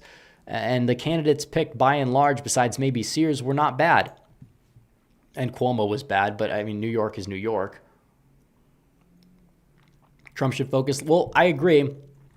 And this is the thing. And I think one of the reasons why a lot of younger people like have this like reflexive nature to like an issue like Israel is mainly because we grew up under Bush. We didn't like Bush. We didn't like the wars. And it's all because of the Middle East. I'm not blaming Israel for that. I'm just saying that anything to do with the Middle East, whether it's like Israel, Iran, Iraq, we don't want any part of it. And I understand. I sympathize with that. At the same time, I think peace is good. Peace through strength is good. And I think we need to enforce, keep enforcing the peace deals that we've made and put pressure. I think that you can have a world presence, a presence on the world stage. It doesn't have to be like above our interests. And Vance said it best. There's issues where we disagree with Israel, and that's fine and good because they have interests. We have interests. We should work together where the interests, where they collide, and where they don't collide, well, we might have differences, and that's okay. And that's fine. But that doesn't mean we need to be like deranged about Israel, or even like with AIPAC, like some of these people, that's their number one issue. They'll shill for Ilhan Omar. It's like MTG, ironically enough, she's not a threat to the system. She's going on The View. She's taking shots at me because I've called it out. And it's like, she's taking drive-by shots at Trump. It's not like every single thing she says is wrong about like, we healthcare, GOP, like turning their back. But the way she does it is playing directly into the left's hands, and there's a reason why she's getting that media tour. They would call her anti-Semitic for things that she never said about space lasers, but now that she's saying some actually borderline, like questionable or just full-on optics out the window type stuff, she's platformed by the left, and all the questioner types don't question that, which is strange to me.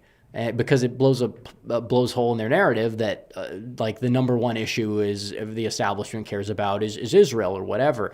And the truth is I think that the open borders lobby is far worse than the Israel lobby has or could ever be. And if people want to say, well, there's overlap in the donors, it's like that's not the point. And they'll try to and that's the thing. They say it's Israel, but it's not da Jews, and then they'll flip it and they'll say, oh, it's not Israel. Like they don't have a coherent ideology. That's why I don't take those people seriously, because it doesn't hold up under scrutiny. It doesn't. It never does. And I think Charlie Kirk is right when he says, yeah, it's like it is brain rot to an extent, to a large extent, actually. Michigan Nationalist says the founding fathers in the 1780s ruined the USA. Not necessarily. They made this country. It's been a great country for a long time. The problem is not the Constitution. The problem is people that have abused it. And I think we can't look at it as a religion, like the Eighth Amendment. Cruel or unusual punishment. I don't think a cruel or unusual punishment could apply to somebody like a Tyler Robinson and plenty of other people. Because you want to make sure this stuff doesn't happen again. You have to humiliate people. You can't do the same routine. And just like we said about the other thing, it applies here too. J62 for 5 says even Keno Casino's putting a pause in the Fuentes lore. If you know, well, that's strange because the Keno Casino is very entertaining. Love their clips. And I don't know why they're doing that, because I feel like they've done a great, they're the reason why so many people know the lore. And if they're just putting a pause on it, I don't know, man. It's strange. But I know they cover a lot of e-drama. Politics is not their thing. So they'll cover Fuentes if he says something actively dumb. Maybe they'll cover I don't know. That's up to them. But if I was them, I would be covering this right now. If I was the GOP establishment. Some of these people, if I actually cared about, solving the problem instead of whining, I would probably just find a way to promote people like that, people like me. I don't do this I don't do this so other people can platform me. My audience is based on my merits. People come in here, they listen, they like what they hear, they stay, they don't like it, they leave, that's fine. But Like if I actually cared about solving the problem, like if I was Israel and actually wanted to pay me $7,000, I'd probably be one of the first people that I would pay, because I, effectively call out stupid people for saying stupid things, and that would probably benefit them. If they had, because I know there's some influencers that probably are aligned with certain groups that might be making their content based off of like Israel stuff or whatnot, and it's not resonating with the people they really need it to reach. Like they'll get praise from the boomers who are already like pro-Israel, and then like the young people that are skeptical, like it just kind of comes off in a way where it's like forced, and it's like the same talking points and things like that, and it's not going to resonate well with this generation. I say this as somebody that genuinely is trying to help, because I see what this does to people. And that's not to say that I'm some shill. It's just to say that I think that there's legitimate argument to be made that it's not helpful, and it's distracting, and it's just consumes. I've seen how it consumes people, content creators. Like, it's insane. Aqua 1212 says Prop Q in Austin, where council wants to increase property taxes, failing 2-1.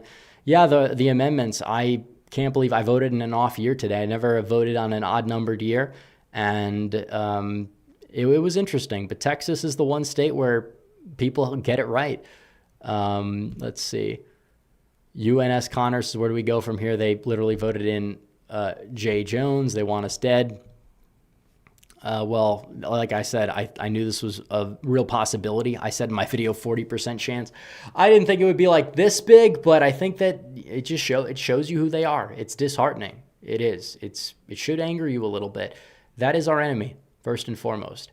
And we can't forget that. We can't. Doesn't mean that there's not a lot of problems on the right, because the right has allowed this to happen. I think we can walk and chew gum at the same time in that regard, but like, keep in mind the way the left actually is. And like, these are your neighbors, your people that you shop at the grocery store with. This is who they vote for. That's insane. John Waffle for 20 says, why was the TPUSA event at UMiss? Why wasn't it at Virginia or New Jersey? Yeah, I agree. Clearly, people don't have their priorities in order. No one was motivated to get out and vote. Yeah, and that's the thing. And like, TPUSA is a great organization that has a lot of potential. I guarantee you, if Charlie was, if he was still around, he would have at least made a detour stop in New Jersey, because he understands like he'll go to Rutgers or something. That would have been helpful. But nope, that in my opinion is a problem. That they don't, like, as an organization, they get a lot of new people that are interested, funding, but they can't drop the ball.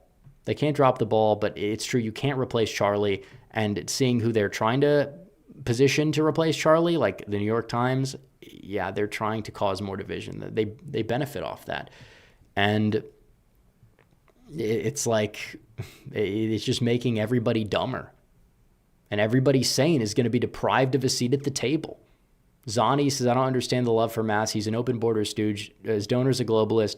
But met APAC, met Blump cover up, met Epstein. Yeah, exactly. Like, that's the thing. Like, yeah, he opposes APAC. His donor is, I believe, he's given a lot of money to like pro-Israel causes or something. But I think he donates to Massey because of like financial stuff. But the bottom line is he's not really opposed to big money in politics. It seems he's like a Cato Institute type that wants to like undermine the president, has a personal grudge, and he votes the same way the Dems do. And it's like, your principles are admirable so long as they help you win.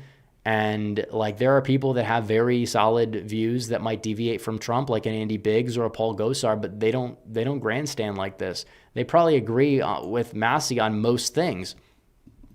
But let's see. Omar says, what are the chances of Steve Hilton winning California's governor race? Yeah, and again, that's just another drop of the ball. First of all, you're not going to win that, but the margins do matter. And if you think you're going to put up some like guy that speaks in to be fair, their last governor wasn't from the U.S. and spoke in a foreign accent, but Arnold was Arnold. This guy is not Arnold. And even then Arnold is endorsing Kamala. Like, he's not a conservative Republican. So I don't know. I don't really want to talk about California right now. Let's see. Bashir Stan on Twitter says, haha, reps lost big tonight. Gonna have, okay. Thank you for your super chat. Maryland Degati 83 for 2 says, is there any hope? There's a lot of hope. I mean, we have the trifecta. I just don't want to see Republicans keep dropping the ball and not understand what their end goal should be. And you should have people that are engaged and vote. And, you know, you have to reach the normies. But the people that are reaching the normies are some of the people that are trying to disaffect people even more. And you can't counter it. It's just the whole thing is effed up. The whole thing is effed up. Salte says it's also tiresome. I agree. J62 says Fuentes wants to go back to aristocratic Gilded Age. Why? Because he's Catholic. So was the tailwind. See, I don't know if that's a effective attack line either. It's, oh, this person wants to go back to aristocrat. Like, I don't even know what that means. But as for the Stalin stuff with the whole thing is weird. It just kind of shows that there's not a lot of principle there other than I like power and just murdering people that politically disagree with me. That's what it tells me, which I think is a problem. But I don't know. You know, the whole thing is you have people that will just go out there and just either blindly shill for the guy, or you have people that will go out there and just completely ineffectively just give him they're giving him everything he wants, basically. That's what they're doing. They don't attack effectively, and they don't even and people don't even raise the real question: why are you allowed to exist and be promoted? That's the only thing you need. That's literally all you need. Why are they allowed to exist and be promoted? Not from a free speech angle, because I'm not saying, bring back censorship or anything like that. I'm just saying these people were censored. Even the ADL, SPLC, radio silent throughout most of this, despite all of this virality, all these moments. And the same thing goes with people like Massey and MTG becoming the favorite person of the Democrats in Congress that's a Republican. Strange. Very strange. I think the left understands that they can make people too based. So A, they have a boogeyman, and B, people are disaffected. And you get more J. Joneses. That's what they want. And it plays right into their hands. So, yeah. Tech says you saw Georgia PSC race pure madness with the march. I did not see that. I think you super chatted that before. Shout out to Platinum Child. Maxim V. Gruner for 10 says everything is fine. Trump will respond by changing the message. Republicans from New York and Virginia will move to neighboring states, shifting them red. Jay and Mamdani will hurt Dems for the midterms. We got this. Well, I agree that there's a net positive in that. It's not just for the midterms, but the way the Democrats are moving, you could make the case that New York City, they put up these candidates that don't get the backing, because you'll have more Zoran clones running around all over the place, and then boom, there you go. So, yeah.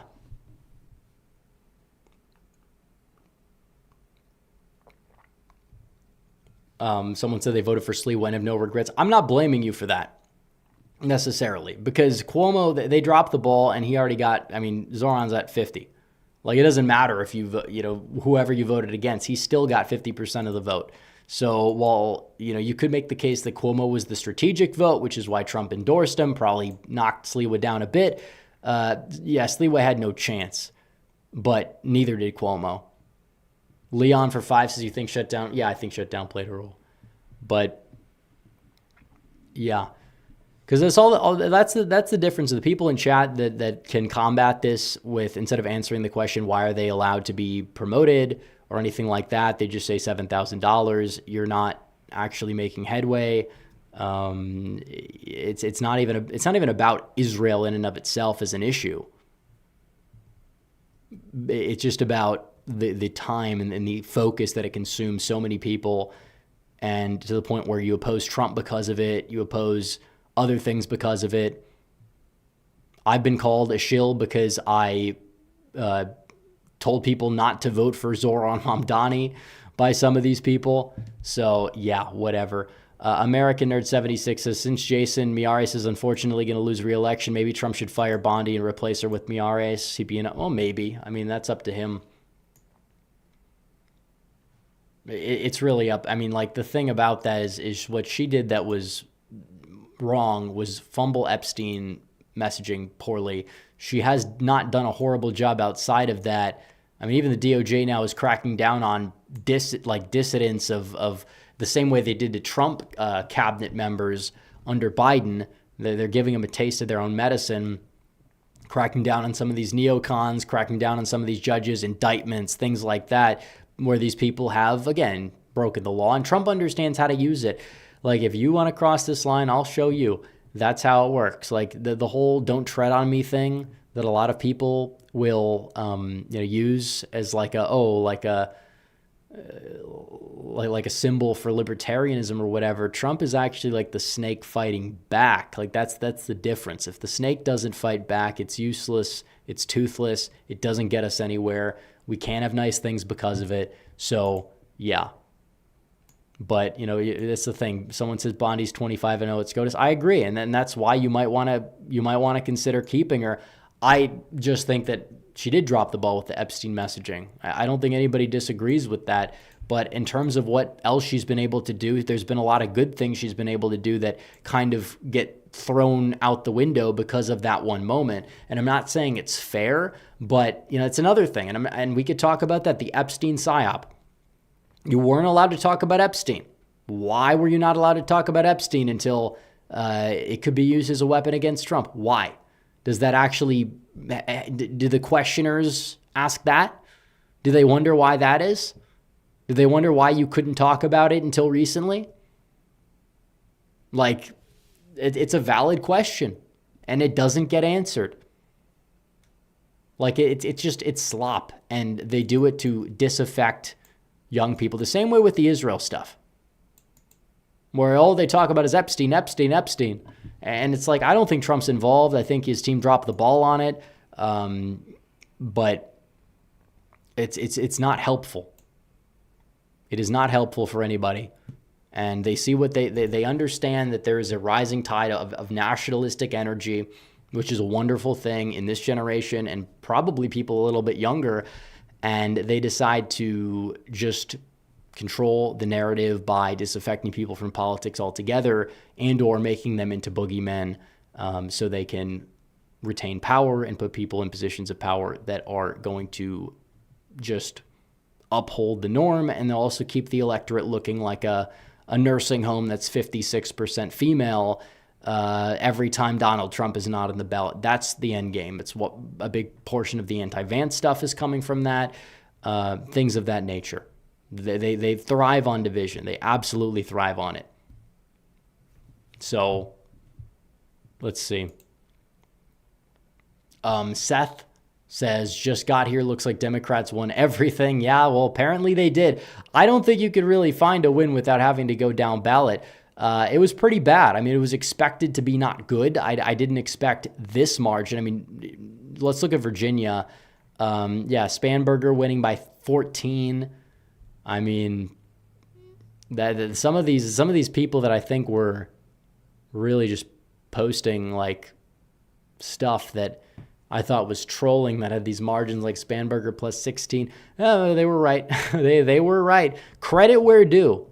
These are harder elections to predict. We called everyone right except one, which is the worst result of all, to be honest. Because I thought Cheryl would win. I thought every other Democrat in all these races would win. This was the one that we didn't quite get, and that, in my opinion, is the issue. So 14 points in the Virginia governor's race and counting, and surprisingly, you have some random counties moving right. So we'll see.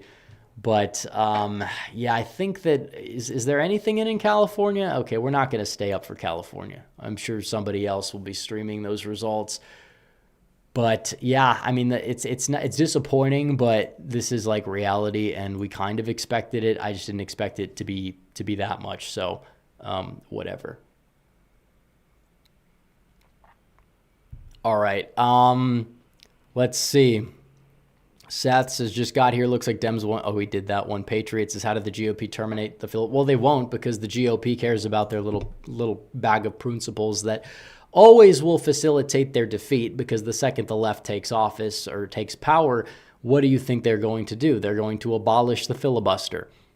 And then all hell's going to break loose. And it's like, you possibly could have done that before and maybe enacted certain things to stop it, and you chose not to do it. And then we're in this predicament. So, yeah, I'm not saying we're headed for defeat. I think there's plenty of positive cultural developments. I think the left is just trying to do their best to contain it. This is their last stand. And if people play into their last stand, well, we're going to be right back to where we were in the Biden days. And in fact, it's going to be worse, because it's going to be violent Redditor leftist type of person.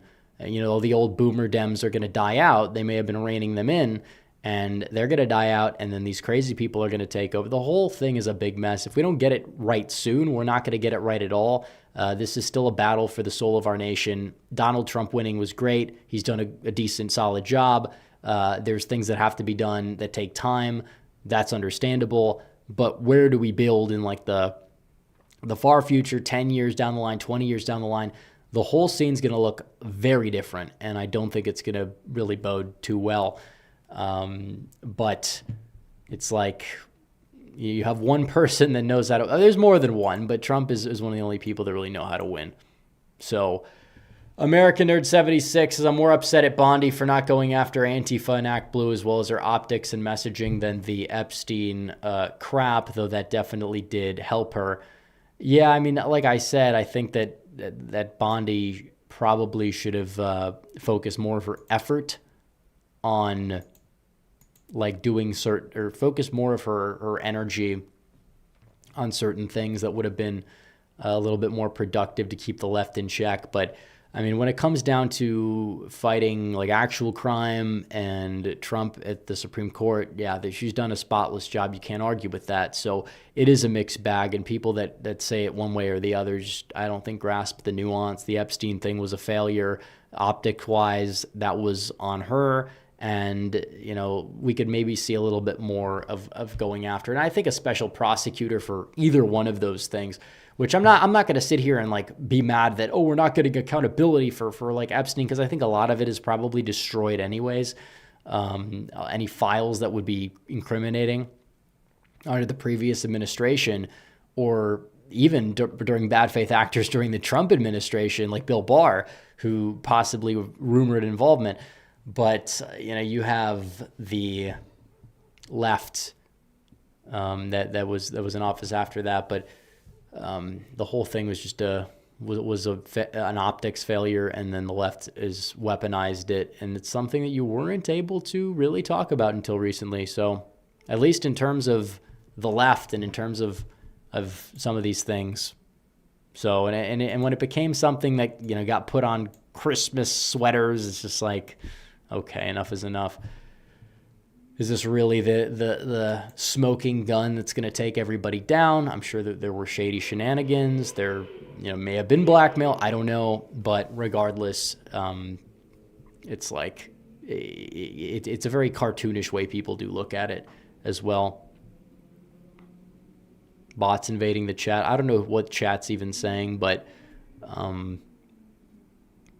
don't know. It's like, are we getting hit by the left? Are we getting hit by who knows who? But Minnesota's mayor race is today? Oh yeah, Jacob. Well, he won, but I think it goes to a runoff.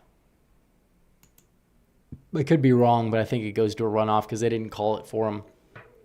So if that goes to a runoff, then you probably, Fry probably does win. But will it be by much? I don't know who the other people, if they're anti-Fry, then Fateh's got a chance. If it does go to a runoff, I'm not sure if it does. Somebody in chat could correct me on that if I'm wrong. But let's see.